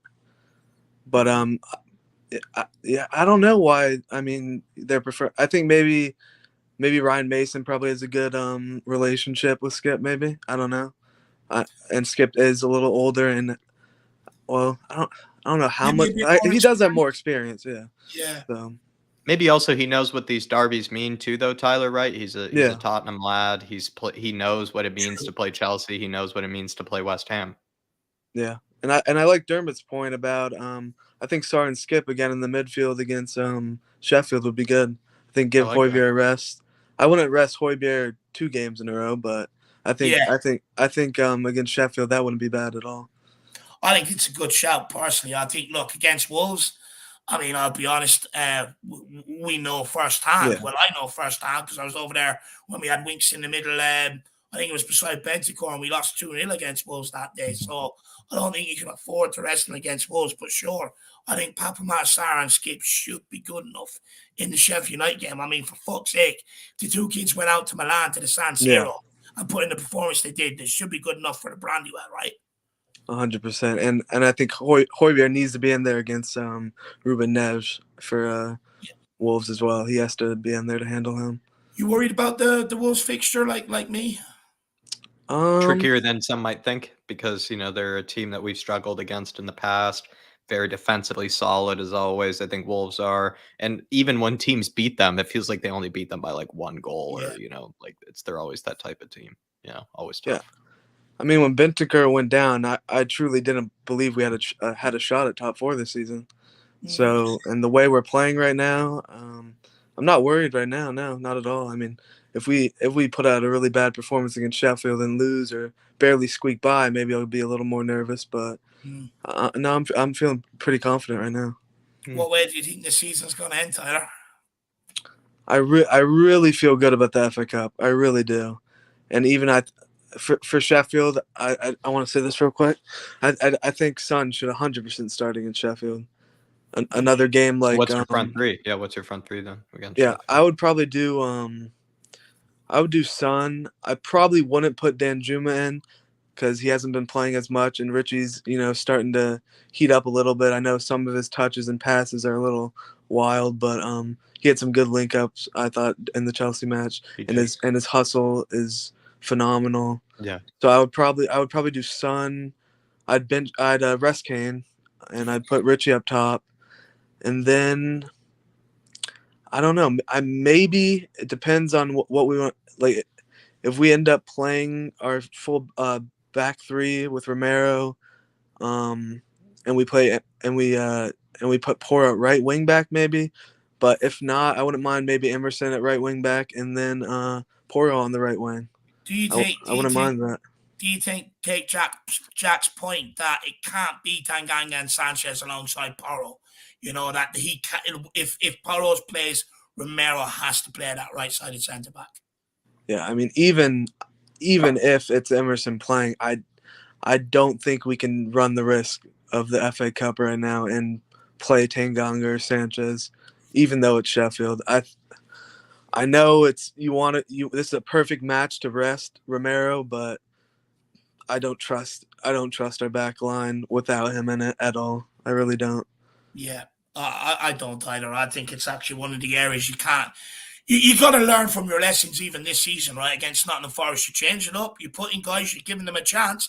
They didn't take it. So for me, you've got to go with the guys that are keeping the clean sheets. And if Sanchez wants to moan, you just turn around and say, well, look, first of all, before you bend my ear, I think you've got to learn to stay on your feet before you come and ask me for it. You know what I mean? Yeah. He's ice skating half the time out there. Yeah, exactly. Jesus. Honestly, me on ice. Like throwing a hockey stick in his arm at times. It's a joke. Yeah, I know. It's a joke. Anything we didn't get to let you say, Tyler? Anything that you want to bring up that maybe you feel like hasn't been given enough light? I know maybe you've been listening in the background as well, so maybe something that you feel like wasn't touched on today. I don't want to put you on the spot. Sorry. I had a couple things, but I think I pretty much went through everything that I was wanting to say, unless you guys have another question. I'm racking my brain as well. That's kind of embarrassing why I'm kind of asking you right now. I'm trying to think of, a last question here for you, my friend. But, if I were to ask, maybe, I guess, Ben Davies, left wing back, rest of the season. It's something I've thought about putting in almost every title of every show. It's a very specific question. It's not really something like, let's be honest, you would spend 40 minutes on, but it is something worth asking. Like, is he better than Perisic right now? And do you just keep persisting with him? Yeah, I mean, like against Wolves, maybe is what I mean. Would you play him at left wing back against Wolves? Yeah, I think so far, keep him there. He's been playing very good, and Perisic has been absolutely awful. His defense has. I mean, I don't know how a professional footballer can defend that poorly. Honestly, I know it's not his position, but he has been awful. And Cesc, he's had so many good moments in certain seasons, like the Liverpool. But all of a sudden, he can't defend anything. I mean, the way Saka ran through him, I mean, that was horrific. Yeah, I think. I mean, even for anybody out there that's decent, Yeah, Davies is a solid defender. He doesn't make too many mistakes. I think you have to keep him out there, and he hasn't been too bad going forward either. I know he sprays some crosses wild sometimes, but I think he's solid out there. I would keep him. No, I just want him to keep the form until the end of the season. That's we need it. We need it from all these guys. But Tyler, any message you want to end off with the Spurs fans, my man? Any parting message? Just come on, you Spurs. Keep the faith. I think top 4 is on now, and I really think we're going to win this FA Cup. So keep the faith, guys. And Conte, we trust, and Stellini. Come on, you Spurs. Come on, you Spurs. Lastly, did you win in your tennis match yesterday? That's the most important. Did you get any wins? I sadly lost the final, but made it to the final though. But made it to the final. It's all right though. Tottenham won, so I wasn't even upset at all. I was very happy. Well, look, keep it going, man. Keep it going. Anyone that gets to a final is a winner in my eyes. It's just amateur stuff, but it's still fun and good exercise. So I'm gonna keep enjoying it. That's what it's about. Do you know what? Just quickly watching the Netflix documentary, it really gave me an insight into the mental battle out there on your own. It's no teammates to yell at or blame or anything like that. It's just you. It's just you out there. Yeah. A bit of a new respect for the game. Obviously, I'm watching a lot of these All or Nothing documentaries, or I watched one about golf, one about horse racing, one about cricket. I know, what's that kid from Canada? What's his name? Jacko. He'd be proud. He loves cricket. Isan. He'd be proud of me doing my research. Oh, yeah. Isan is fabulous. Yeah, a new respect for some of these sports, a bit of respect. Now, I don't think I'll continue watching them, but a bit of respect. But anyway, Tyler, big yourself up, my man, and we'll speak again soon. Have a good one, guys. See you, Tyler. Catch you. See you, Tyler. Big up, my man. Jacko, great call. I like Tyler, I've got a bit of a soft spot for Tyler. He's a good closer, I think. He's a good closer for the fan shows. Tyler is. Everybody, I think that's the last guest of the evening. I'll say it is the last guest of the evening because we also, like I said before, want to make a good habit of maybe, knowing how many are left so we can time it out and everything for the rest of you. So if you do are kind of like maybe other people who can join at the end of the shows, do hit that link and join us, sooner rather than later so we can save time for you. Please, everybody, if you can, please grab the membership for a Flat Cap membership, fan show membership. Fan show membership is, of course, to be able to come on and have priority for all the fan shows. We run practically 20 a month, everybody, sometimes more than that, I think, if I'm not mistaken. So it is a great way to get your money's worth. I think when it comes to the fan shows, we do them post-match. Jacob is really helping us out in that regard, getting out more of them, than we used to. We, of course, do them on Fridays and Mondays as much as we can. We're very consistent about it. We also stay as long as we need. You've seen us do 5-hour fan shows, at times as well, whatever it takes, everybody. So please, get that if you want to have your say, but also if you just want to support the channel, please grab that Flat Cap membership. It would really go a very, very long way. A quarter of you, half of you were able to grab that Flat Cap membership because it basically, just takes this channel to a whole new level, like Dave says, with a lot of things that, of course, we're planning on doing, we're saving up for and all that kind of stuff, but it would just get us ahead on a lot of stuff that we have planned. Yeah. So, guys, the appeal is out there.